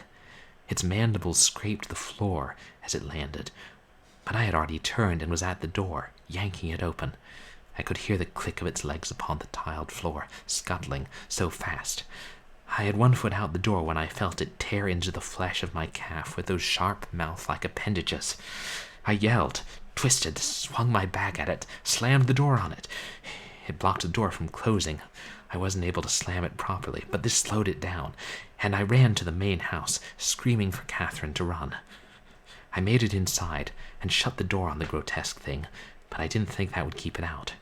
From room to room I ran, calling out, finding no one. Catherine's voice soon answered. She was upstairs, and I ran there to meet her. I hadn't time to grab my cane when I fled. If I hadn't known that house so well, tripped over anything. I heard another window breaking behind me. I reached the top of the stairs just as Catherine did. "What is it? Why are you screaming? What has the inveigler done?" "It's coming!" I cried, pulling her into the next room and shutting the door. "Whatever you saw, you need to run. It's a giant cockroach." I pressed my back against the door. It felt sturdy enough to withstand the insect's assault. Catherine's mouth fell open. "A giant cockroach?" "Yes." "How did it grow?" She didn't seem to be asking me, and I thought it hardly the question to ask. "It's not your inveigler. It's a monstrous bug, and it's inside the house." I didn't think. "How?" She shuddered. "It is the inveigler. He just spoke to me from a different mirror. That was how we broke the cycle." "What are you talking about?" "One life must enter a mirror for a life to move out. It didn't have to be a human life, and my ancestor wouldn't give him an animal with any meaningful intelligence to torment for eternity." She shut her eyes. "He gave the inveigler a cockroach. A life for a life, but a swindle. We can't keep hiding in here." She cast about looking for a weapon, I supposed. "Meaningful intelligence," I murmured, thinking back on what I had seen and heard of the thing's behavior. "A cockroach shouldn't be that smart." "He's guiding it," barked Catherine. "I don't know what he's done to it, what even is within his capacity to do. He made it grow. Its brain is larger then. What is he telling it? What can it understand?" "We can stay in here," I asserted, "unless we hear it climb up the wall outside. You can hear it when it moves, the click of the points of its legs upon any hard surface. Then we can sneak away while it's busy at the window, even if it tries this window, or if it even tries this window." Catherine considered the course I proposed. It was the soundest I could offer. After what I had just seen, what had just torn my leg, as Catherine now noticed, I was in terror. She reached out and turned off the lights. We were in the dark, with very little light through the curtained window. "For now, we'll wait, and we'll be quiet," Catherine whispered, her lips so close to my ear. "I can treat your leg with iodine and a pillowcase for now. If it does not play out the way you suggest soon, we have to risk the front door." "Damn it! I don't know what he can use. Help me!" She ran to a mirror hung upon the wall over a table and began a frantic attempt to detach it. I should have known what would happen.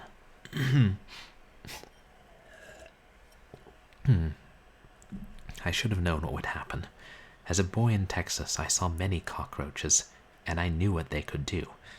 I had heard it inside the guest house, and when what I brazenly took for a black trash bag rose up.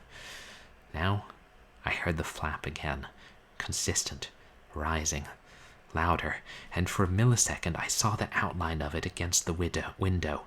Then the flying cockroach had crashed through the glass, and its hideous head was waving this way and that, so its mandibles might tear at the wooden muntins, its wings folding down again, its legs scrabbling to clear the broken glass.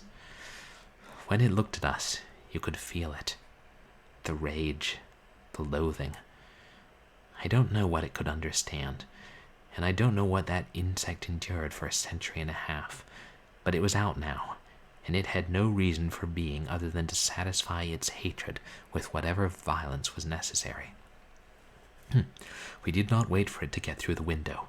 Catherine pulled me out the door and over to the stairs. "We'll make it to my car," she hissed, "and we'll... No, it has mirrors. We'll run." She was unlocking the front door. "To the stoplight. Surely he wouldn't tell it to follow us there." The flapping came again, and the cockroach landed clumsily on the porch in front of us. Catherine tried to slam the door on it, to crush it, but it was too fast and too strong, twisting its body against the door as it lunged inside, pushing it back. We had no choice but to retreat into the dining room. I grabbed a floor lamp to fend it off. Catherine dropped to the floor by the loose board, haste making her fingers fumble. We had only seconds, and the cockroach got between us. I backed up, willing it to turn toward me until I was in the kitchen doorway. Catherine was kneeling there, the board half up, but she was staring at, not the deadly creature only a few feet away, but something across the room. I couldn't tell what. "David," she said slowly and quietly, "there's a sugar bowl on the top shelf above the sink. Bring it to me so I can throw it and distract the roach." I didn't think sugar would distract this giant cockroach, which seemed to glare at her, forgetting me for the moment. When I stepped back into the kitchen, the thing spun around, ready to chase me. Catherine threw herself on it. I think she planned to crush it with her weight, if it wasn't too large and too sturdy for that, but I saw it turn again, ready for her. I had the sugar bowl in my hand when I heard her shriek in pain, and the cockroach made some kind of noise. I heard a rattle in the sugar bowl, felt how heavy it was, but could think of nothing other than ensuring no harm came to Catherine. I swung around the doorframe and hurled the sugar bowl against the wall, upon which it shattered. No sugar flew about to entice the roach's hunger, only a mass of metal which bounced and rolled. It was coinage, I saw, and among the nickels and quarters, round cylindrical shapes. The cartridges for the revolver. I damned myself for not giving it to her, but it succeeded in distracting the cockroach, or rather my action did, as the beast turned at once from Catherine, whom it had given a couple of gashes in those few seconds, and charged at me, the now red mandibles clacking together, the legs ever clicking. I saw Catherine had the revolver and was scrambling for a rolling cartridge, but she was shouting, "No! Stop! Call it off!" It chased me into the kitchen, and I grabbed a plate, the only thing at hand, having dropped the lamp. I was able to break it over that foul insect's head before it launched up with a flap of wings and knocked me off my feet. It stood on me, its body covering mine, and hacked once at my forehead with a mandible. I still have the scar. That human-sized insect face, those offset eyes with their 1,000 lenses, inches from mine, some sort of hair on its legs tickling my arms, and the tormented rage it exuded. I can remember all these things, and the knowledge that the sharp mandibles would in an instant be driven into my eyes or throat and end me. Catherine had come into the room and was standing, the revolver stretched before her, yet she did not shoot, which at first I attributed to her fear of hitting me, until I saw that, once more, she was looking not at the imminent danger to our lives, but over our heads, at the wall, it seemed. "I won't have David hurt," she spat. I couldn't really look at her, because I thought I had to keep my eyes on the face almost touching mine. I moved my mouth, forming words to the effect that she should shoot and should not worry about the bullet hitting me, but I didn't dare to add any sound behind them, as anything might spur the beast to land a killing strike. I heard her ask, "You do?" Then, a few seconds later, with confusion, "The mayor's not here." A clatter soon followed. I turned my eyes to its source and had the impression that the cockroach did as well. Catherine had tossed the gun to the ground at her feet. "Get it off him," she said dully, and the vile insect soon backed, reluctantly I thought, off of me. Catherine slumped back against the wall and looked at me. "I can't kill it. That's one way to start the process. I'd go into the mirror." Her eyes raised to the wall again. "If I can believe any of it." The cockroach scurried over, reared up, and lashed at her with its mandibles. She shouted and pushed it away, but without the same fear or urgency, and then collapsed to the floor, sitting against the wall. I was still shaking, but I crawled towards her, an idea for how I might help her taking shape. Incredibly, the cockroach allowed it. She couldn't kill it, but I was not related to her. If this cursed arrangement was tied to her bloodline, and I was no relation to her, Catherine grabbed my hand as soon as I laid it upon the gun. "No," she said. "I don't understand why, but it's not worth the chance. You don't want that." She regarded my confusion, then looked back towards the wall. "He can't hear you, can he?" I saw now what her eye kept straying to. There was a large and lustrous soup pot left upon the counter by the stove, its surface bright and reflective. I couldn't see or properly hear what Catherine must have seen and heard, but as I watched, I began to see something in it, something indistinct and moving, but it wasn't reflected, and there was a hint of features in it.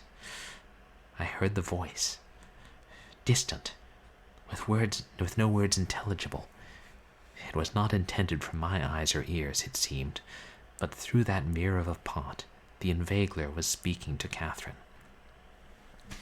The cockroach had turned to the pot as well. I could tell by the shifting of its legs that it was restless, now that it had tasted its revenge and was ready to extract it in full, but its master's orders stayed it. "You can't trust him," Catherine sighed, appealing to the insect. I don't think it understood. It only looked at her with fury, poised to lunge at her and tear and chew. Both she and it turned back to the pot. Seconds passed, Catherine listening, and the thing behind the reflection making sounds. I could only sit there, watching the ghastly scene play out to an ending I could not anticipate. "His name is David," Catherine said slowly.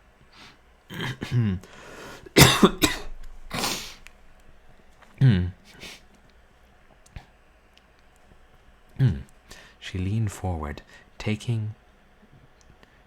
forward more, taking an acute interest in whatever was being said. "How much have you seen?"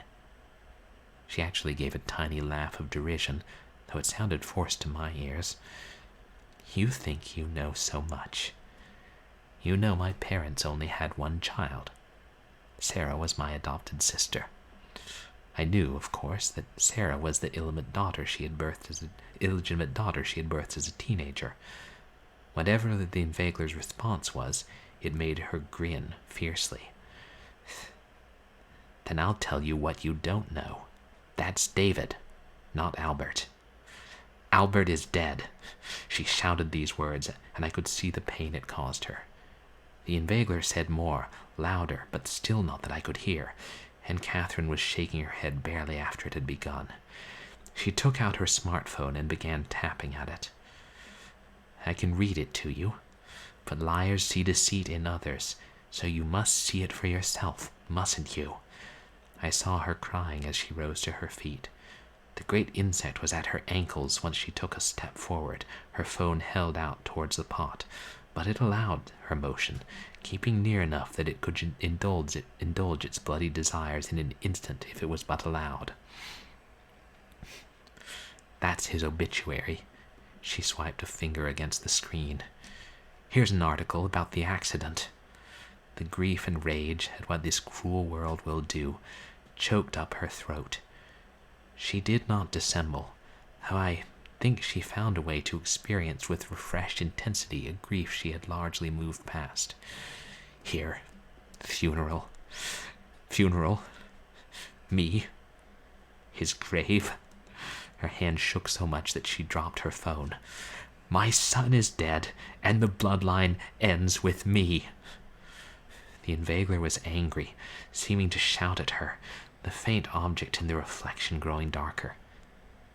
The cockroach was growing upset.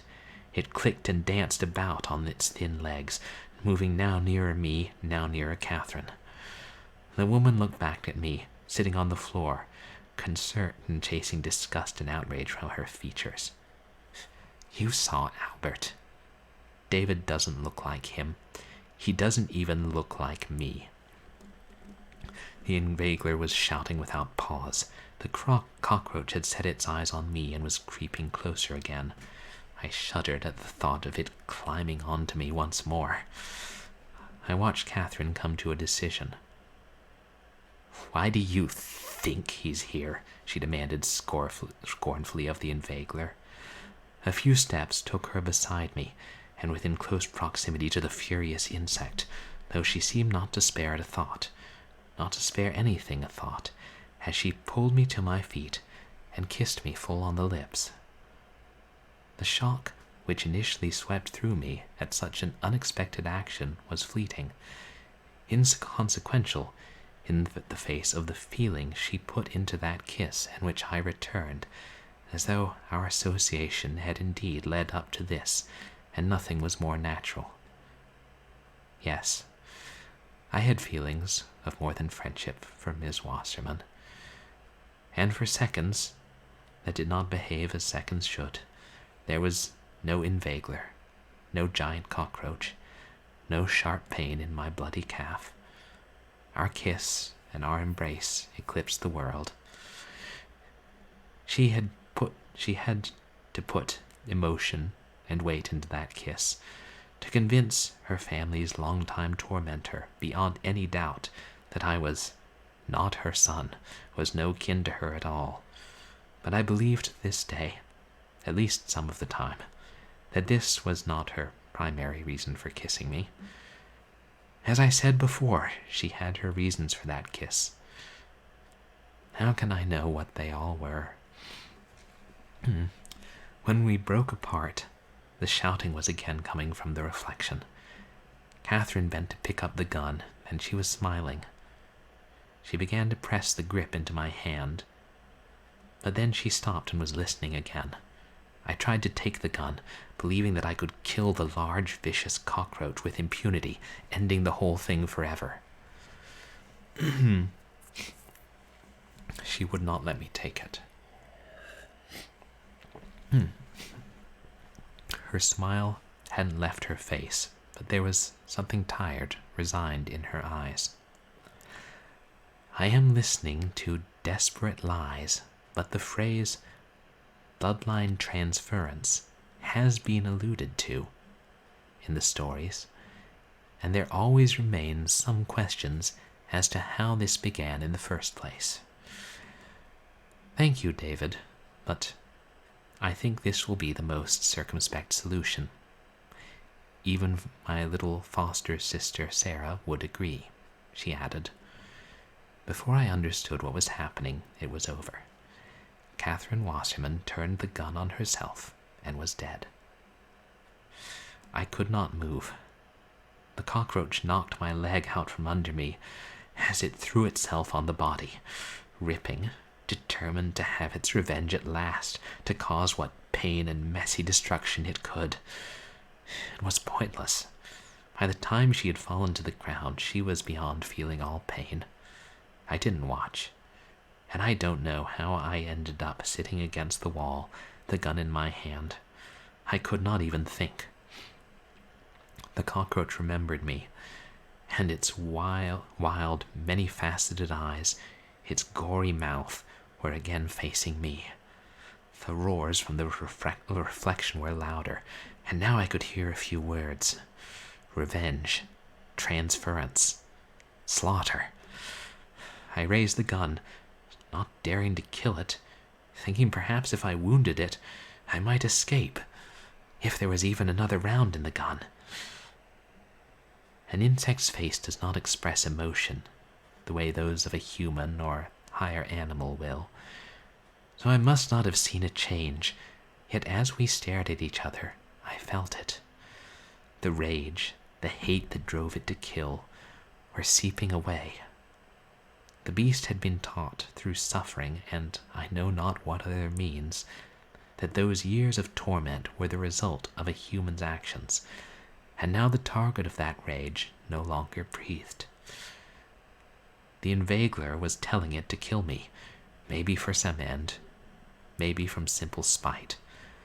The cockroach, however, had lost interest, had sated its lust for death, and was content, with the simple-mindedness one expects of an arthropod, to go back into its home, surely aware of the fate that awaited it as much as it could be aware.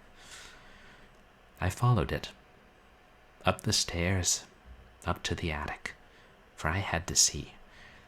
The inveigler still shouted at it from a mirror or reflection here or there as it passed, until I saw it before the ancient mirror, an antique some hundreds of years old with a carved wooden frame.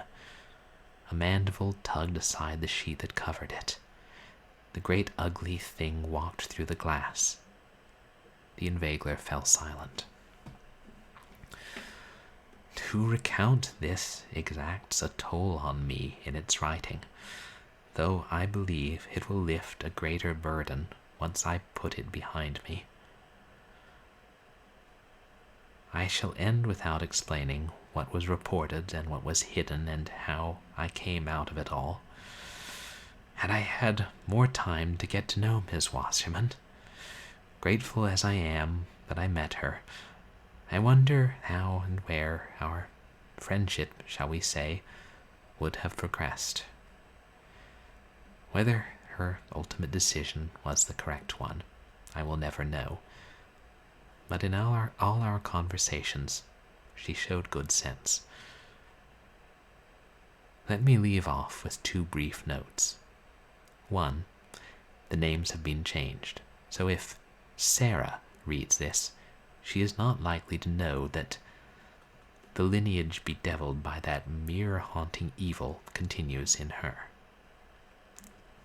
2, as I did not dare destroy the mirror, and could yield no conclusive answers, and little at all about inveiglers through my research, I disposed of it temporarily by enclosing it in a protective trunk and sinking it deep into a marshland in a state less troubled by earthquakes than my own. The inveigler and the giant cockroach are not dead, but I selfishly hope that their next chance to touch this world will arrive many years after I am dead. The end.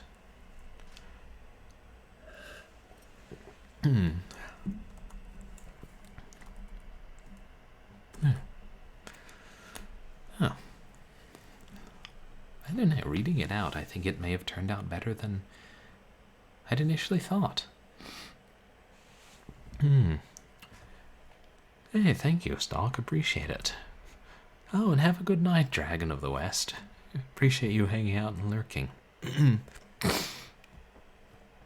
Yeah. It's been a while since I wrote. I don't really write that many short stories. I don't know if I've written one since last year. I studied to do more screenwriting, but I sometimes write prose. Oh yeah, maybe I'll try and polish that story up a bit, and I don't know what I'll do with it. But I hope you all found it creepy, and it stops just short of giving you nightmares.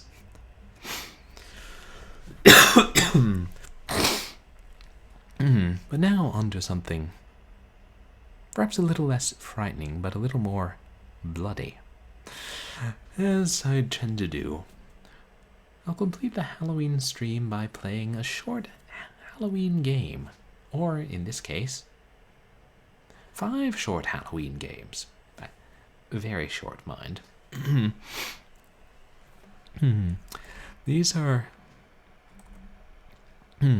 Oh, the title is just a reasonable exchange, which I think works, doesn't give too much away. I may reconsider renaming it. But, I should change my title and category, actually. Yeah, as I was saying earlier, these are, these are some freeware horror games that were released by a little company called Mindark Productions in the early to mid 2000s. They were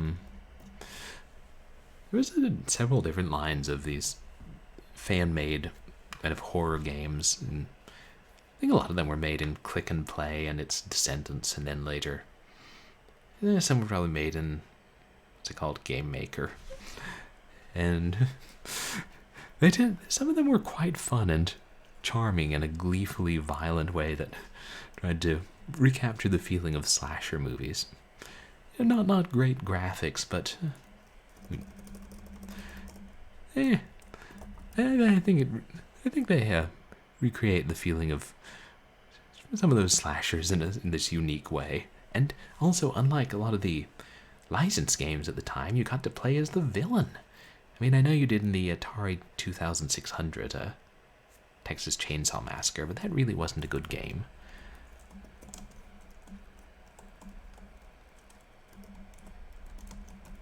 I should just do Untitled for all of these.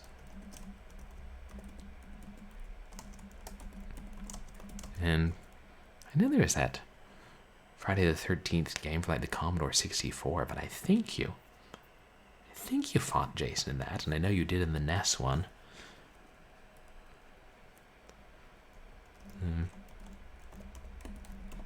Yeah, but in short freeware games, you could do stuff that you couldn't in the games that people would actually pay for and that had to be approved. And it was okay if they were short and there was no way to lose.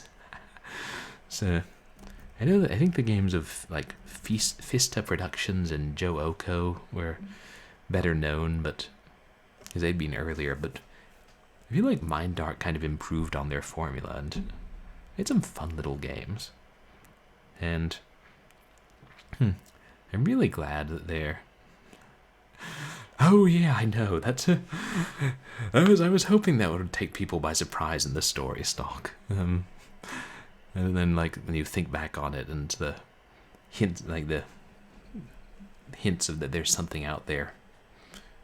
Yeah, it makes sense for what it was, but it's not what you'd expect, because who would expect something like that?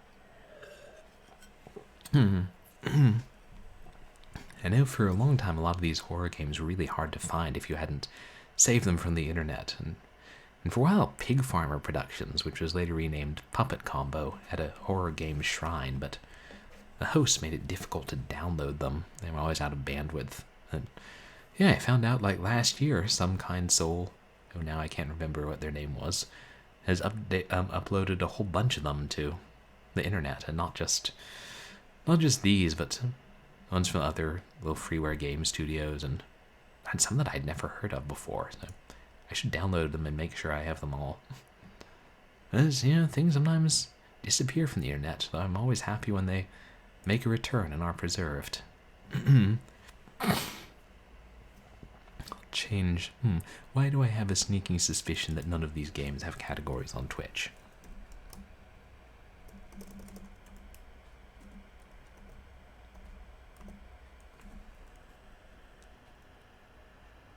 I mean, there are Halloween games called Halloween, but Halloween is crazy as hell. Now there's a name for a game. Let's do retro. Who are more likely to find me in retro?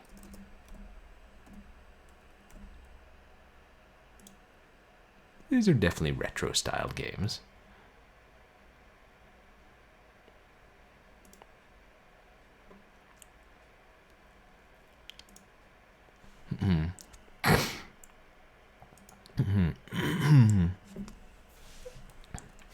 Oh. Really? Hold on, I'm just going to turn back on TTS now since I'll be playing the games. And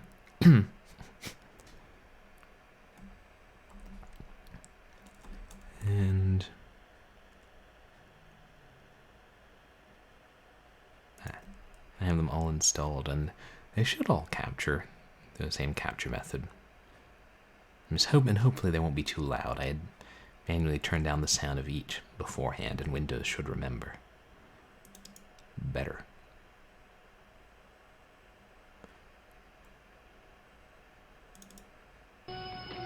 In many ways, he was the ideal patient. He didn't talk, he didn't cry, he didn't even move. He just waited. They may have borrowed some of the audio. Staff was unprepared. They didn't know what he was. Did you know? Yeah, I knew.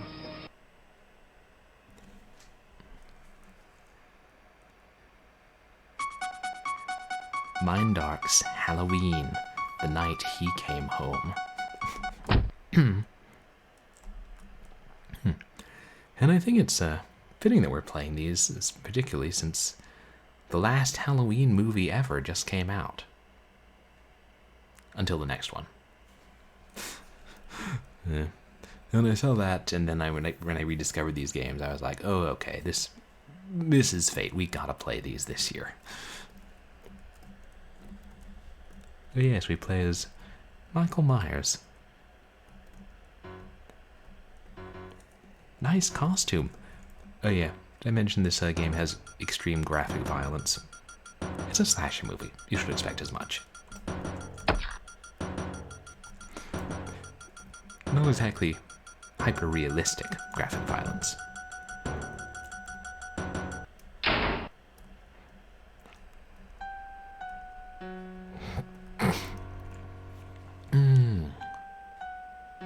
When I first downloaded this, there was some problem with our computer and it wouldn't run right. God, was that back on my old family computer? And then when I did in college, it worked fine on our computer? On my computer? God, now I'm trying to remember. But yeah, when I killed the woman, I remember it used to crash.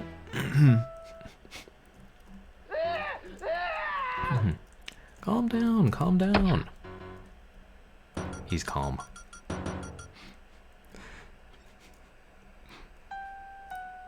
There we go from rather serious and dark story to this, which it's impossible to take too seriously.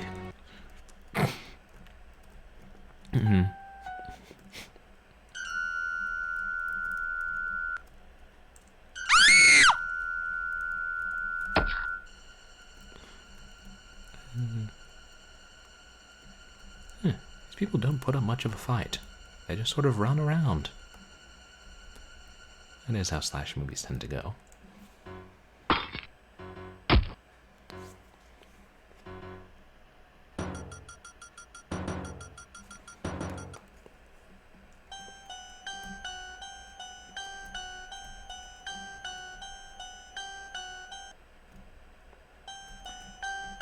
Happy Halloween! Yes, Purblind Gamer LLC does not condone any of the actions that take place in this game. For example,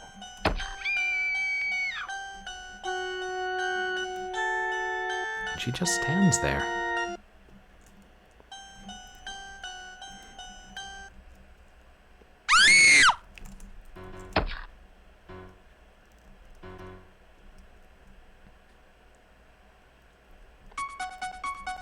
Trick or treat. Did I slice his face off? Oh, now she fell over.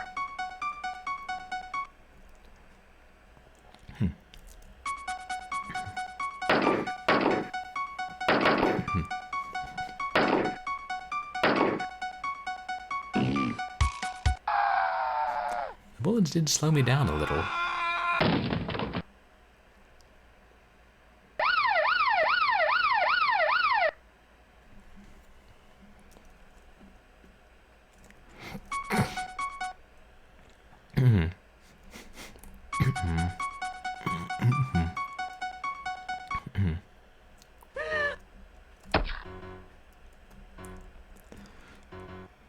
I'm killing everybody. I need to find my victim again. Did I go back inside?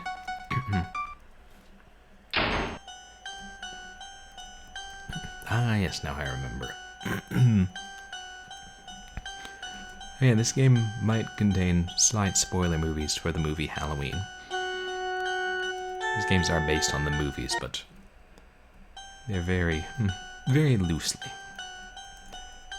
But hopefully everybody's already seen the Halloween movies. They're classics.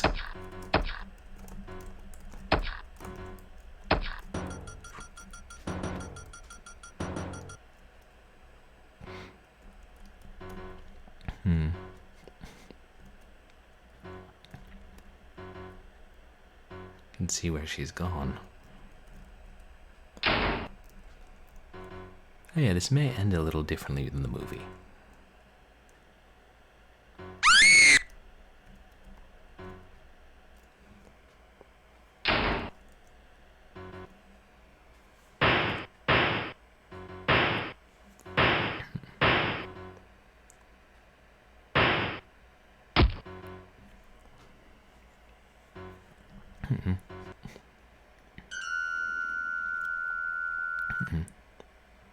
I shot him 6 times! I remember the first time I played this, I'd only seen the first movie. I hadn't seen the second one yet.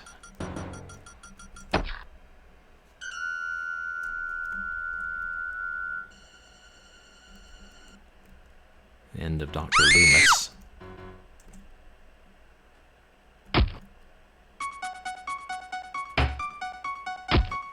The end. Michael Myers wins. Happy Halloween.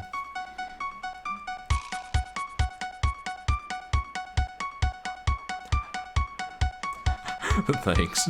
Suppose it's not too much of an accomplishment if it's literally impossible to die. I mean, we are a slasher movie villain.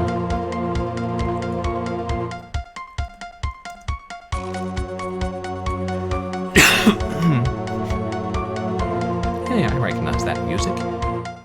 It's the opening music from the Army of Darkness game.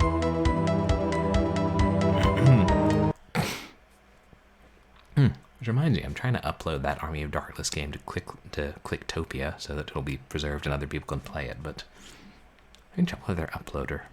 Let's see if it worked. So after releasing this adaptation of the first Halloween game, Mindark continued with the adaptation of the sequel, Halloween 2.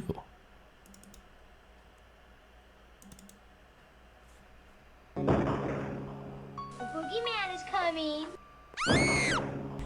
I'm not responsible, Sam. Oh, no. I told him how dangerous You he was. couldn't have 2 roadblocks and an all-points bulletin wouldn't stop a 5-year-old. Well, he was your patient, Doctor. If precautions weren't strong enough, you should have told somebody. I told everybody! Nobody listened. There's nothing else I can do. You could get back in there and get back on that telephone and tell him exactly who walked out of here last night and tell him exactly where he's going. Probably going. I'm wasting my time. Sam Haddonfield is 150 miles away from here now. Now, for God's sakes, he can't drive a car. He was doing very well last night. Maybe someone around here gave him lessons.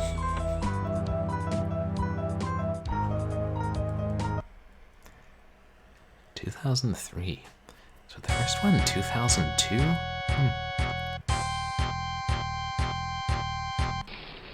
I shot him 6 Still times! October 31st, I shot him 1978. 6 times!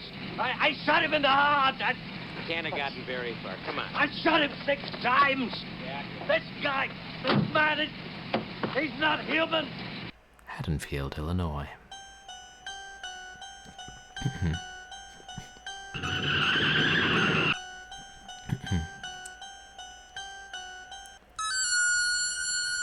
here I am. I just killed Dr. Loomis at the end of the last game. I beg your pardon. These games are so gleefully gory.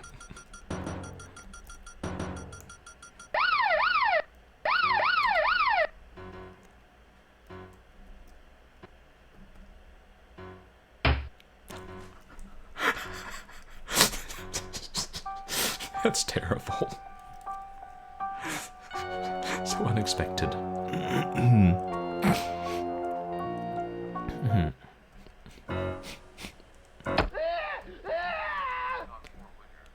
Did I cut off his arm?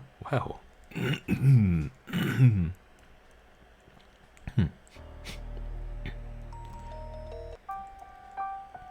That music, I recognize that tune.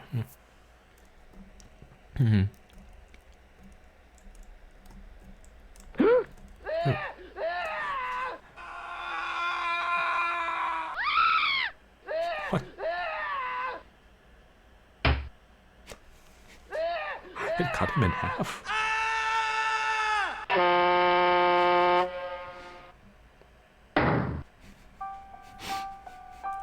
It's not just me, these games are darkly comic, right? I mean, I don't know how else to react.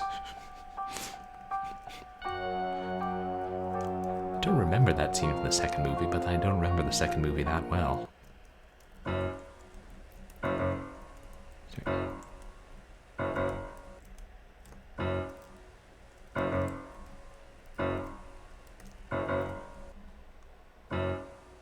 Oh, patient Laurie Strode.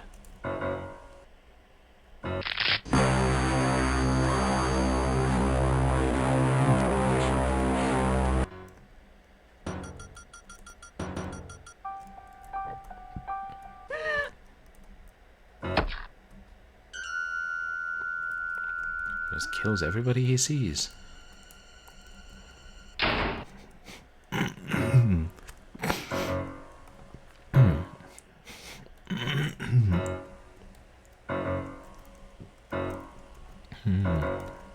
Warm? Oh. Cold, hot, warning.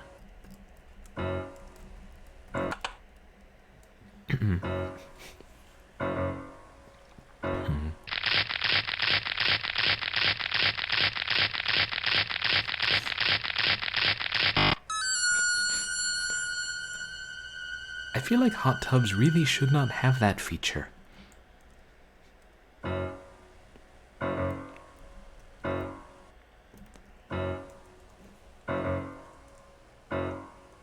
What are you doing here?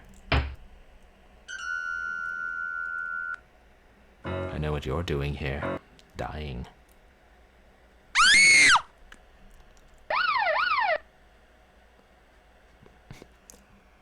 Is that Dr. Loomis?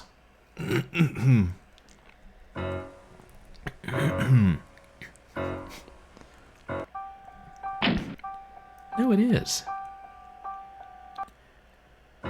We just killed him in the last game. This game totally retcons what we played 5 minutes ago. Yeah, that's okay.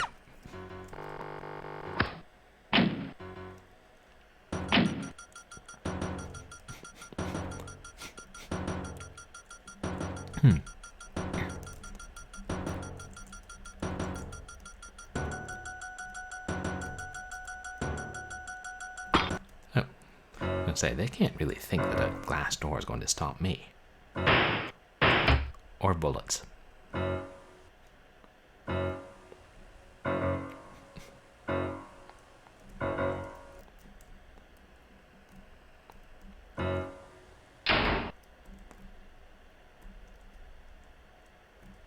It's time, Michael.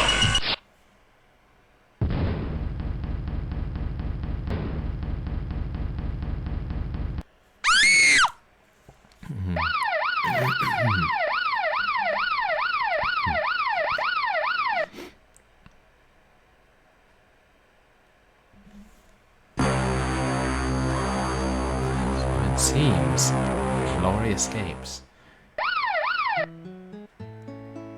And Loomis and Michael Myers die in the fire.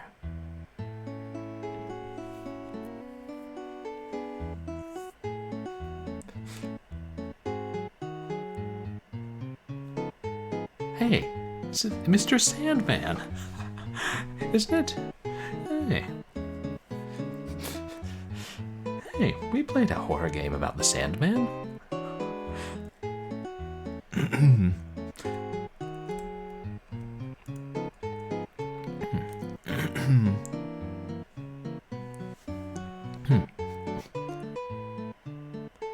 Is that's the end, I assume? It's not saying it's the end.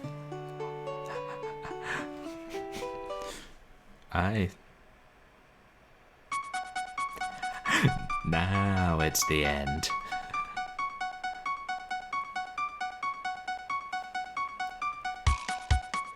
Oh yeah, shift equals exit. I don't like that music playing over the fire.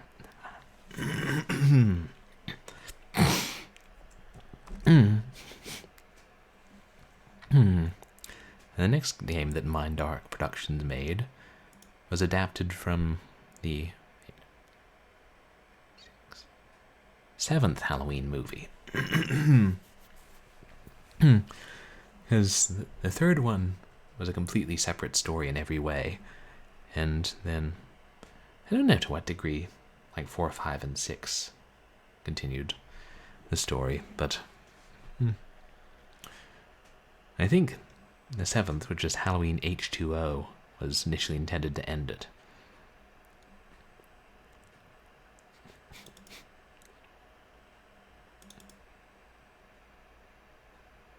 Yeah, you better put a parental advisory on these games. Hey,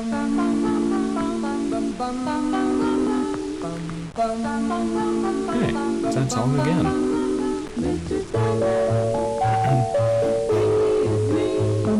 Langdon, Illinois. October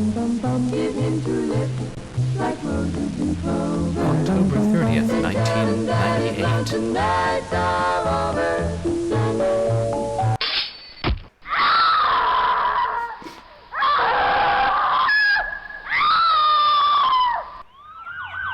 When I was just about to be like, am I going to get DMCA? Do I need to mute this?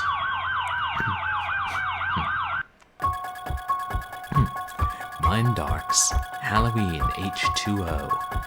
Just add water, and you'll end up with Australian mermaids. Wait, no, 20 years later. Sorry. Don't know what I was thinking.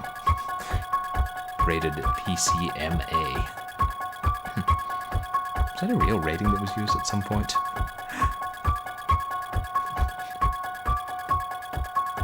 TVMA, maybe?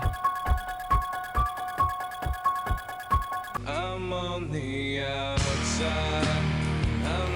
That's quite enough of that.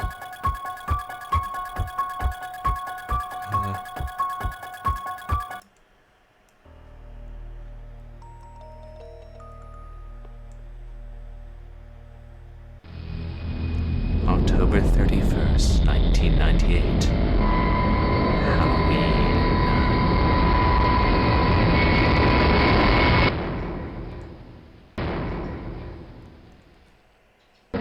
Highway 130, Northern California. Hey, I live in California. I don't know if that said Northern California. Oh.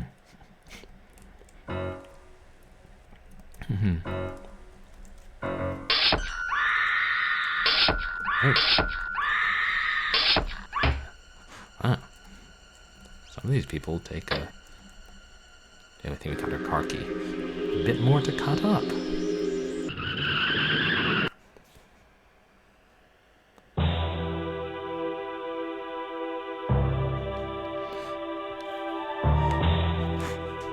Check out those scrolling mountains.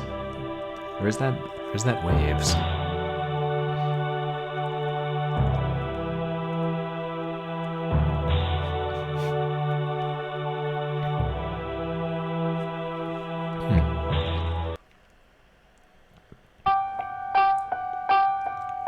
Summer Glen, California.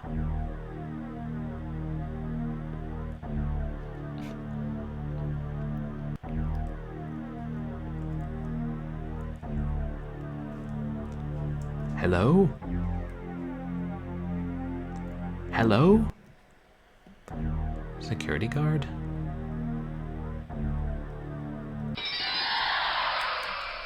How did Michael do that?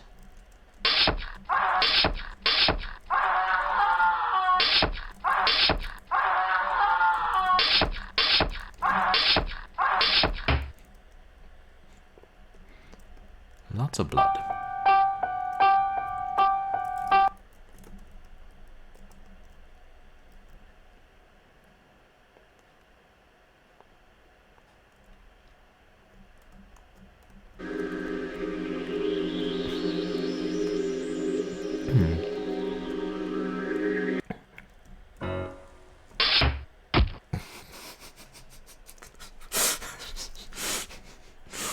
It's just so ridiculous. Even by slasher movie standards.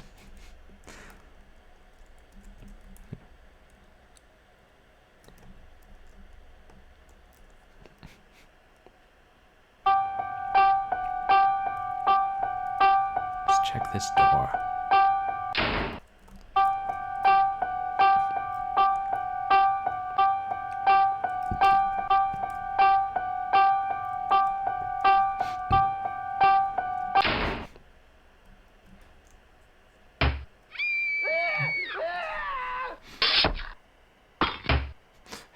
I was about to say, left up to the imagination. And then it stopped being left up to the imagination. These games are nice and linear. I like that sometimes.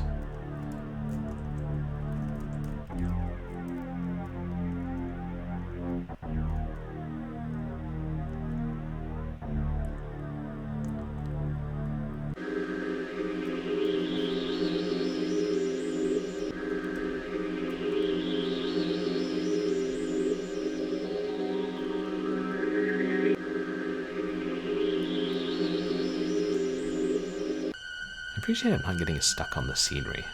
Sometimes that would happen in these type of games, these engines.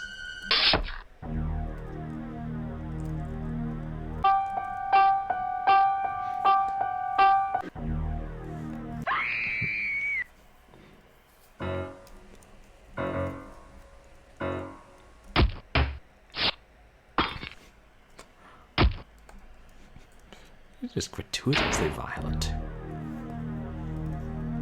Did you hear that? Yes. Let's take a look.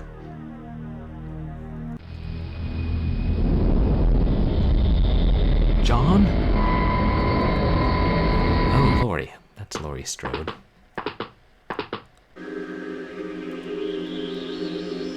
Holy fuck! Let's get out of here!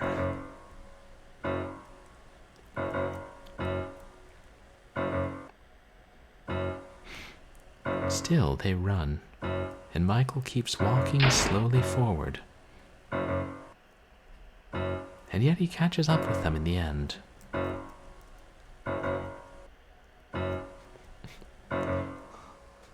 What the fuck are we gonna do? We go to the dorms and we're gonna call the cops.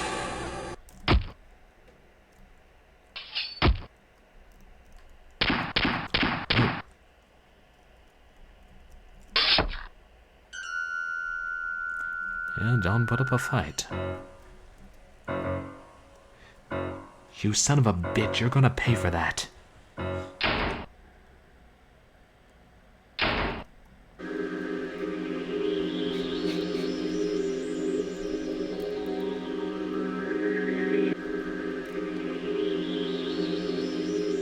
You know you can't hide from me. I have the power of only having one direction in which I can go. Streamer, game on stream, streamer, oh, hey! Streamer got a raid. Here's a raider leading raiders. Welcome, raider, welcome, raiders. We just got a raid. Alligators, raider, grackle. Tornado, welcome in. Thank you so much for the raid. How are you? Oh, yeah. How was your stream? What were you? What did you end up playing? Oops.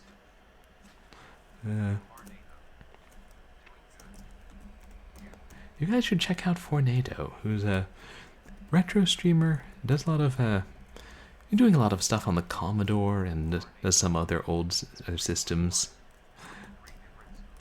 Oh yeah, I saw you were streaming earlier playing. Oh, they're indie games. Nice. Were any of them good? Lovecraft's Untold Stories. Oh, I've seen that one. That one did sound good. And welcome in, everybody. For those of you who don't know me, I'm Purblind Gamer. I'm a legally blind retro and variety streamer who play a little bit of everything. Some action, some adventure, some even more modern stuff that I particularly like horror.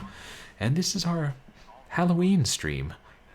So we're actually just getting toward the end of it, but we're playing these freeware games based on the Halloween films by Mindark Productions, which are quite short and quite unapologetically bloody. You basically end up playing as Michael Myers, trotting around, killing everyone in sight. It's a good time. Oh right, there, it's already Halloween over in New Zealand. I mean, this point is probably getting on to midnight here, so it'll be just about Halloween. Ooh, so the Lovecraft one is surprisingly good. Oh, I should check that out. And Noita. I feel like I've heard of that. I love that there are so many indie horror games. Oh right, and also, I almost forgot. I'm Death. Yay, I'm Death. Now it's hard to see.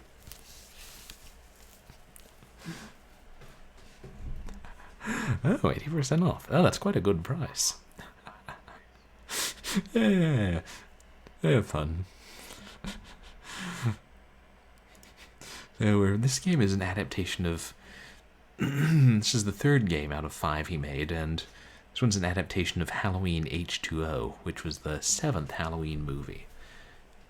And I believe was supposed to end the series, but then they made more. And, yeah, just a couple weeks ago, the actual last Halloween movie in the series got made, and they're never going to make any more. For now.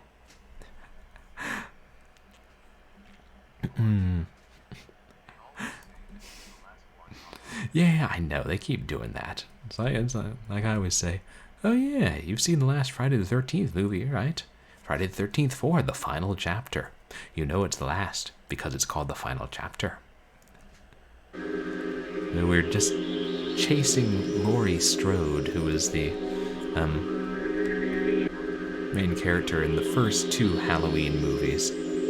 And we actually killed her at the end of the first game, but yeah, they retconned it. Oh, touring bands, right. Like, this is the final farewell tour. And we'll be playing next week, too. I kinda like that when some of the bands decide to come back, though. Okay. Oh, now we're gonna get stuck on the scenery? Yeah. Michael Myers is ridiculously powerful in this game. Oh. I don't know if I should chase down who I just ran past or keep chopping at the tables. Oh. No one must remain alive. Have you guys seen many of the Halloween movies, chat? Class. I mean, the first one especially is I think it's one of my favorite horror movies. Hey, welcome in, thoughtless deed. Exactly. The tables must die. And the people. But also the tables. The buildings look at me funny, they can... Oh. Well. Laurie got her revenge. After 20 years. Did she actually kill him?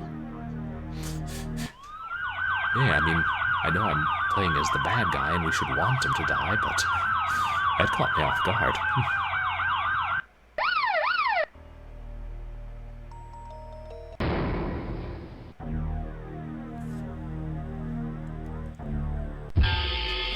Nah, I'm not dead.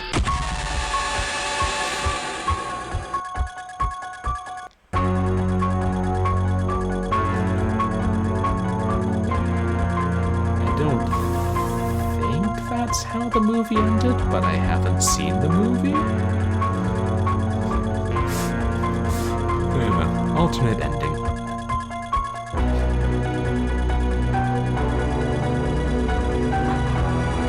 Oh, nice, yeah. That's a little more comfortable.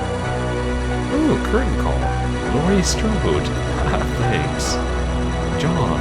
No last name given. Charlie. Molly. I'm guessing these were characters from the movie. Sarah.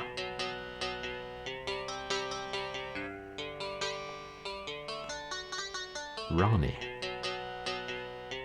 And Michael Myers. Can't forget Michael.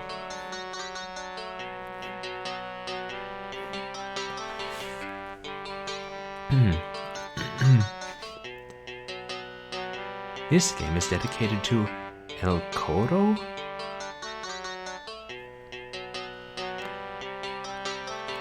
And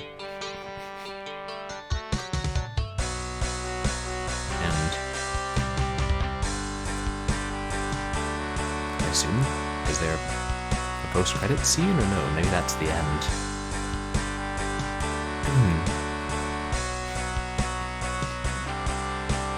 The other one had a bit of a post-credit scene, the Halloween 2 one.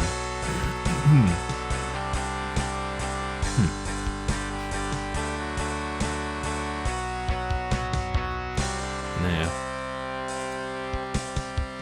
Just curious, let me see which these games were made in Quick and Play or the Games Factory. Oh. It just says about Halloween H2O. I can't remember. My guess would be Click and Play. Fun old game creation system. And I believe at that point they hadn't made the 8th Halloween movie yet, which apparently was terrible.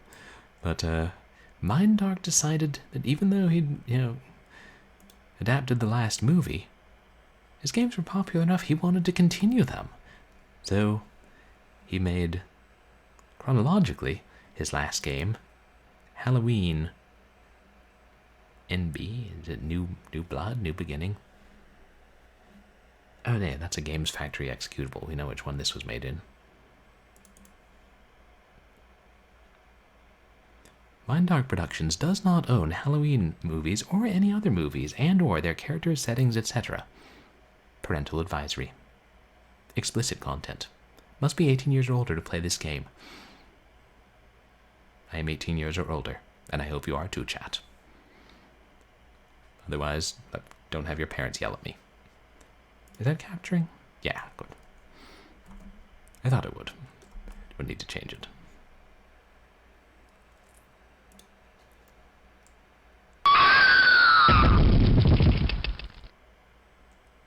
Oh, a jump scare. 6-year-old child with this blank, pale, emotionless face. The blackest eyes. The devil's eyes. I spent 8 years trying to reach him, and then another 7 trying to keep him locked up because I realized that what was living behind that boy's eyes was purely and simply evil.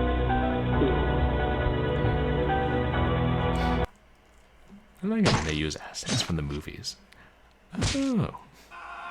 Greatest hits from the first 3 games.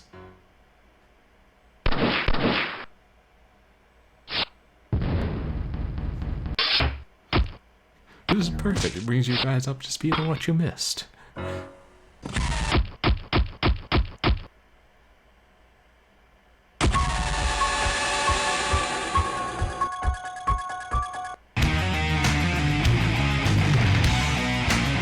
Halloween, a new beginning.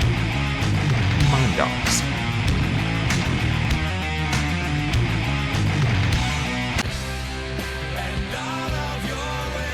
Oh no, DMCA about credit songs.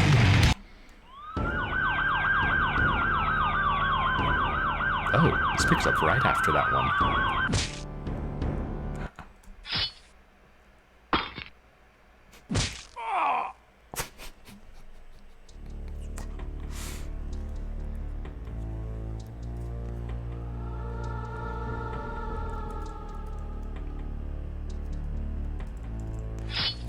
Interesting.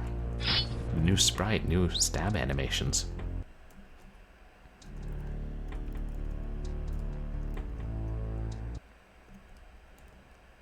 Where are we going to now?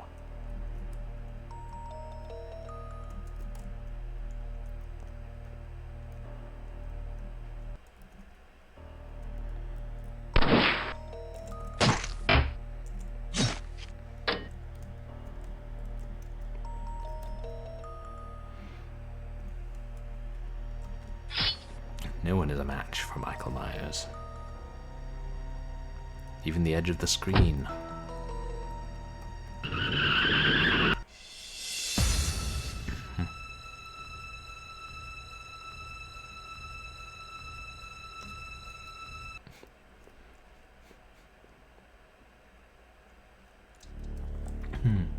Haddonfield, Illinois. We're going back to where it all began.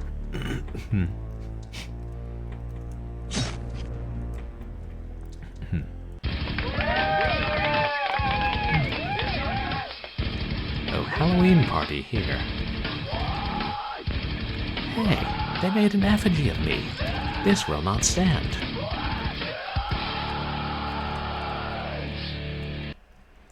Or maybe I should be flattered.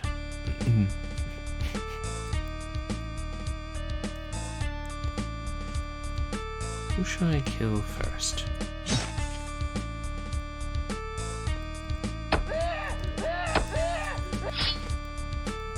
Fortunately, these people are oblivious. I assume because the music is so loud.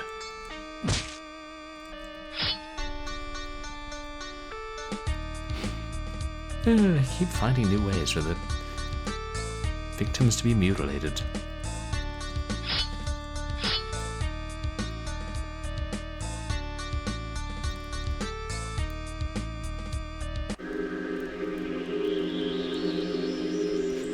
Is someone dressed up as me?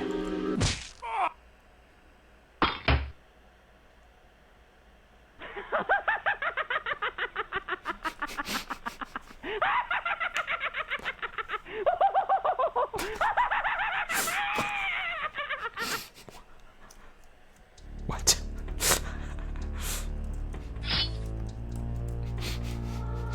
No, I like it. They, Mindark finished adapting the movies and then made something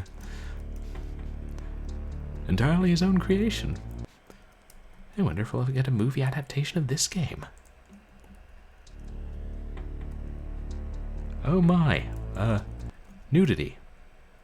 I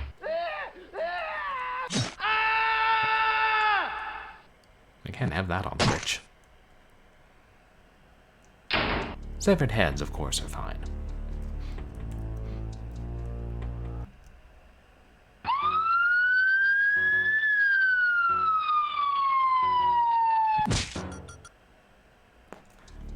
A violent policeman.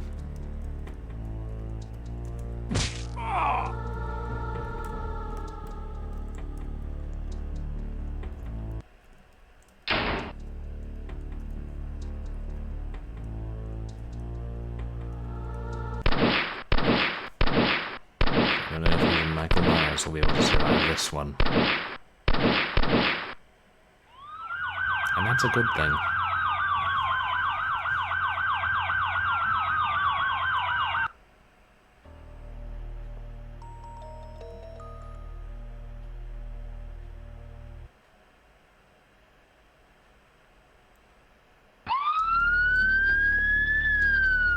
This probably will not end well for the ambulance driver, is what I'm thinking.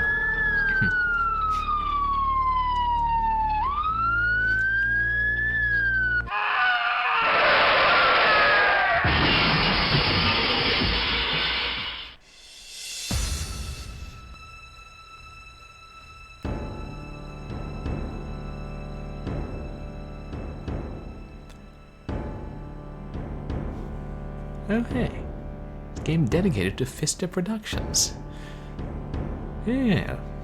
I was saying, the Fista was one of the earlier ones and inspired these games. Maybe we'll play all of Fista's games through someday. No, I guess that's the end. That was... I guess I was expecting something a little bit longer, but hey, it gets the job done.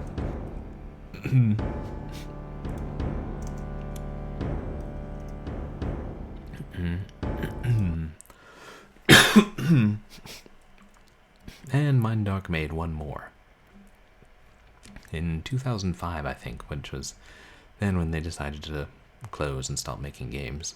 And this time he mixed it up and made a prequel to the first one, showing the events leading up to the movie Halloween. It's called, and the file is just called Halloween Oct. I suppose it couldn't fit in the full file name.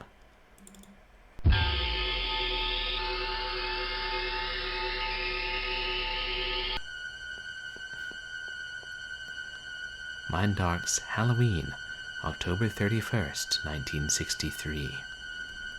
Rated PCMA.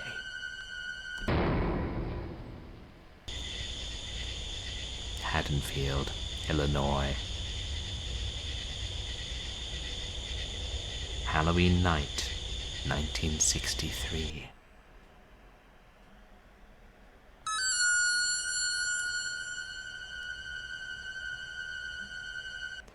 Oh, okay. Oh yeah, this is how the movie Halloween opened. We're playing as little 6-year-old Michael.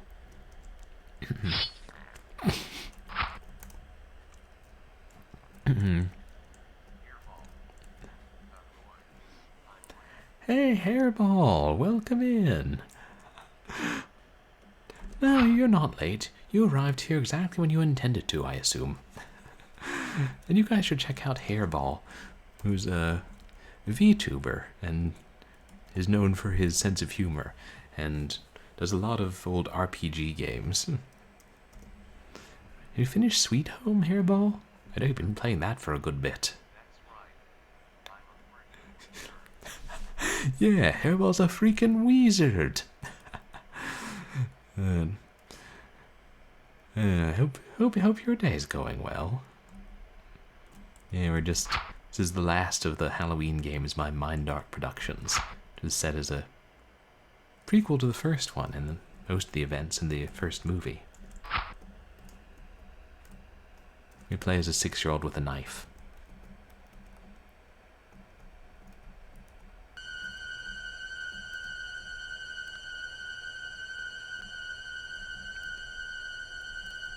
That's his sister. They don't get along, apparently. Oh, it is almost over. Nice, I'm glad. Are you and you've been enjoying it? Yeah, from what I've seen of it, it looks like a interesting game, and I know how important it was.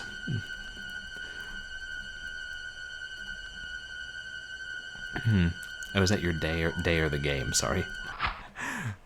Right, I'm sorry, I asked you another question. Yeah, oh, but I'm glad if it's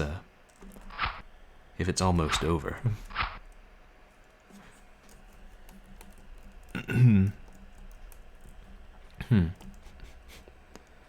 Okay, so now that she's dead, we just go. Oh, you know, I think in the movie she was naked at that point, or at least topless. So yeah, that might have been more nudity. Sorry, chat. But hey, we knew these movies contained nudity, so we shouldn't be shocked if the games did. See also, gore. Michael?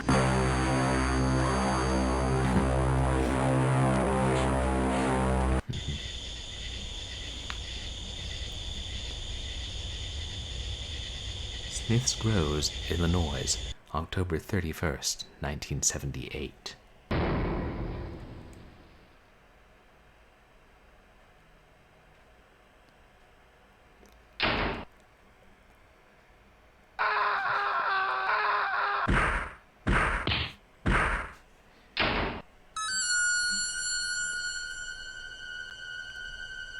What the fuck is this? Easy, Michael, easy.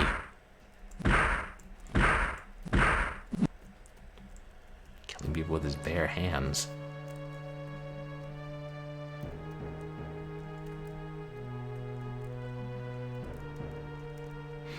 There he goes. It doesn't really show how he escaped in the movie. Wait. Do you see him impale him on the spine of, like, somebody he ripped in half and then threw? I think that's what happened.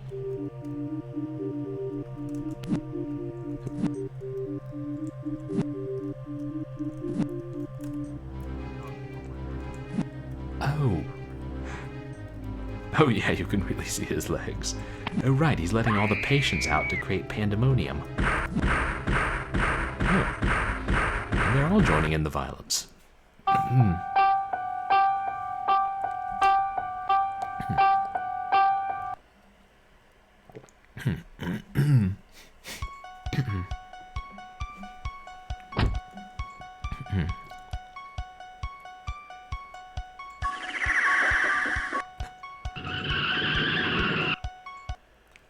That was a strange sound effect.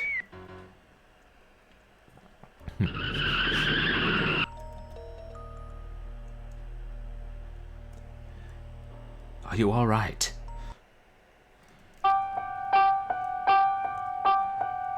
October 31st. Halloween.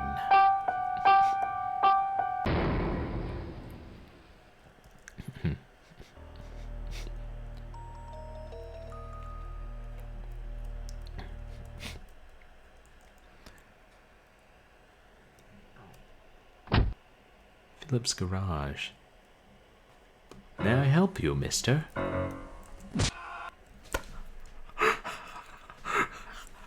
It's like Turtles in Time. Ah, right. He killed the mechanic and got the suit.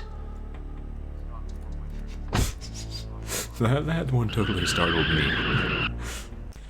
I'm not responsible, Sam. Oh, no. I told him how dangerous he You was. couldn't have. 2 roadblocks and an all-points bulletin wouldn't stop a 5-year-old. Well, he was your patient, Doctor. If precautions weren't strong enough, you should have told somebody. I told everybody! Nobody listened. There's nothing else I can do. You could get back in there and get back on that telephone, tell him exactly who walked out of here last night, and tell him exactly where he's going. Probably going. I'm wasting my time. Sam Haddonfield is 150 miles away from here. Now, for God's sakes, he can't drive a car. He was doing very well last night. Maybe someone around here gave him lessons. Actually heard in one of the earlier, I'd seen in one of the earlier games, but now they dramatized it.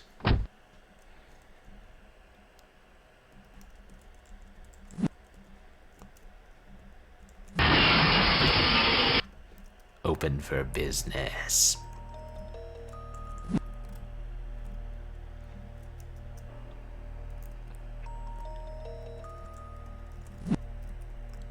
I like this one. And that's how he got the mask. It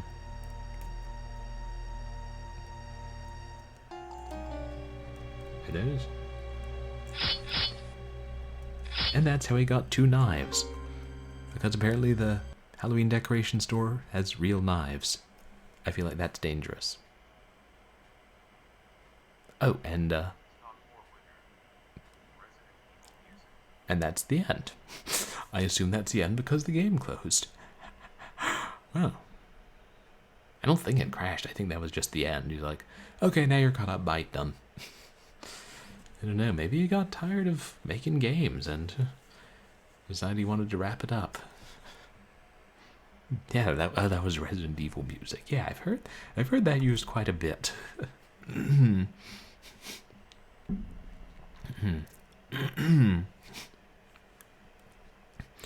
And interesting having a sort of prequel.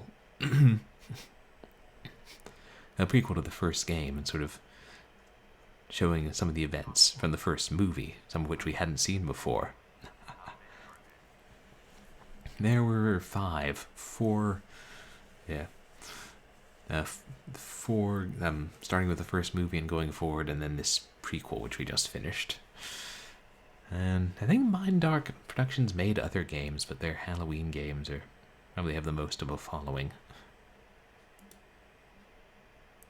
And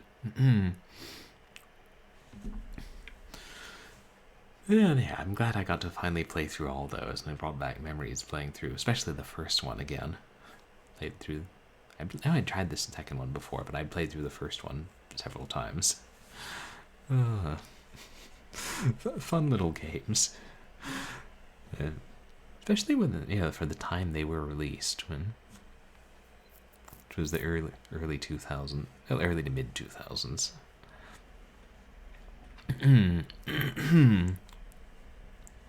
And yeah, that just about brings us to the end of our stream. And I was going to also try and have a Halloween song for you guys to end with, but I didn't. Had an idea for one, didn't have time to finish writing it, because I was spending so long finishing writing the story. So maybe I'll write and sing a scary song some other time, but no, there are plenty of other classic Halloween songs I could sing.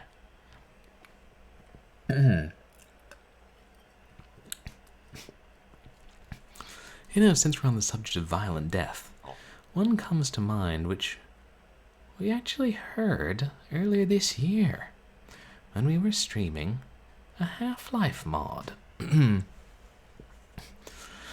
So before we raid out, I will sing an appropriately disturbing song, You Are What I Eat, from the They Hunger trilogy. I smell you around the corner, ripe and ready for eating.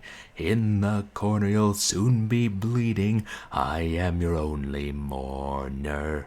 You are what I eat, so much flesh, so much meat. With my hand your skull I will beat, leave your body in the street. My arms hang down at my side, they rip your limbs from your body.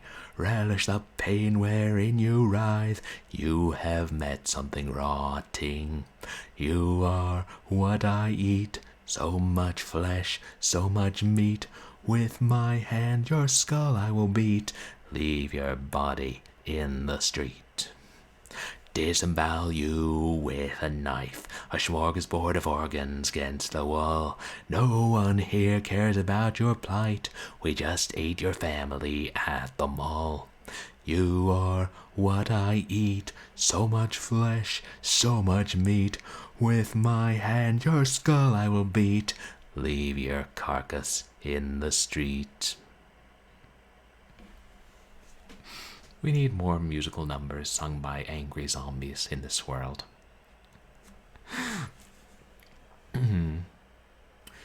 Alright. We should find somebody to raid. It is... Thanks so much, Stalk. Holy crap, it's 2 o'clock in the morning, and I have work. I didn't intend to start so late, but I'm glad I did. I'm glad I finished the story and got it in somewhat of a polished, or at least complete state, and then got to share it with you guys. It's good to get me back in the habit of writing sometimes. So, yeah, to give you guys an idea of what's coming up, on Wednesday we'll be playing The Lost Crown, continuing that. I don't think we're close to finishing it. And then on Saturday we'll be playing Penumbra, the original freeware adventure, or freeware game that then led to the creation of the series. And on Sunday we'll start a new game, and I don't know if I should go for something more action based.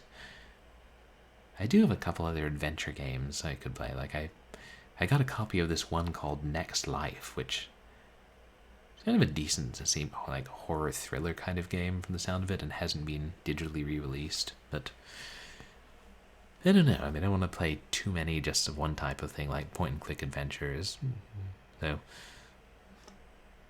I'll figure out what we're going to play on Sunday. Now, let's see who we can raid.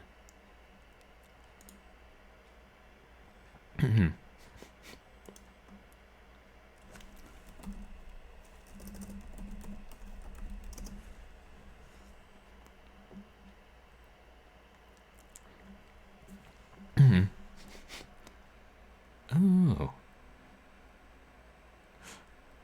We haven't gotten to raid him in a bit. But... oh no, I know who we have to raid. It's a friend of mine, Therese Cray, who I knew from school, and it's her 4-year stream anniversary tonight. She started streaming on Halloween. So we should definitely go raid over to her. And what's she playing? Oh, okay, looks like she's playing marbles now. That's alright. I guess for the raid message, just type.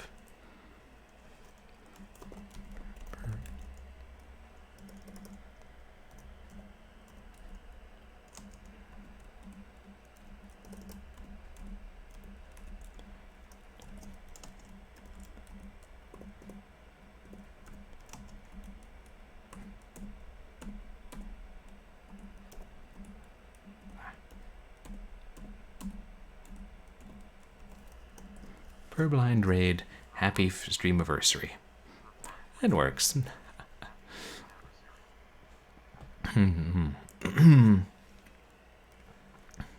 So,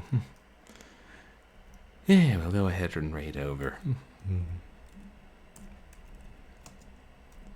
And I really appreciate everybody coming for this Halloween stream. And to the Mindark Productions Halloween games, and original horror story, and finally the end of Alone in the Dark 2.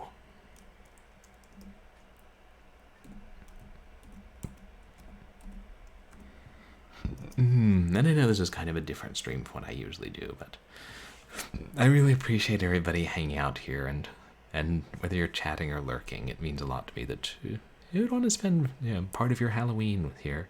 And thank you for the raid too, Fornado. Yeah, if you're not already, you can follow me on Twitch to see when I'm live, and on Twitter and MySpace, assuming MySpace is back up now, for stream announcements and polls and jokes and I don't know what all I post there, just whatever. And you can find VODs of my past streams on YouTube.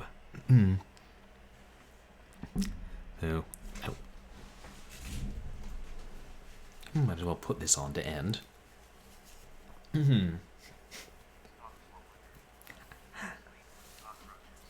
Sleep with cockroaches. I'd rather not. Creepy things, giant cockroaches. But I hope you all have a wonderful night and a spooky Halloween, and I see you here again for some creepy fun. Oh, and wait. Now that it's after midnight, I think I can officially say... Happy, happy Halloween, Halloween, Halloween. Happy, happy Halloween, Silver Shamrock. Happy, happy Halloween, Halloween, Halloween. Happy, happy Halloween, Silver Shamrock.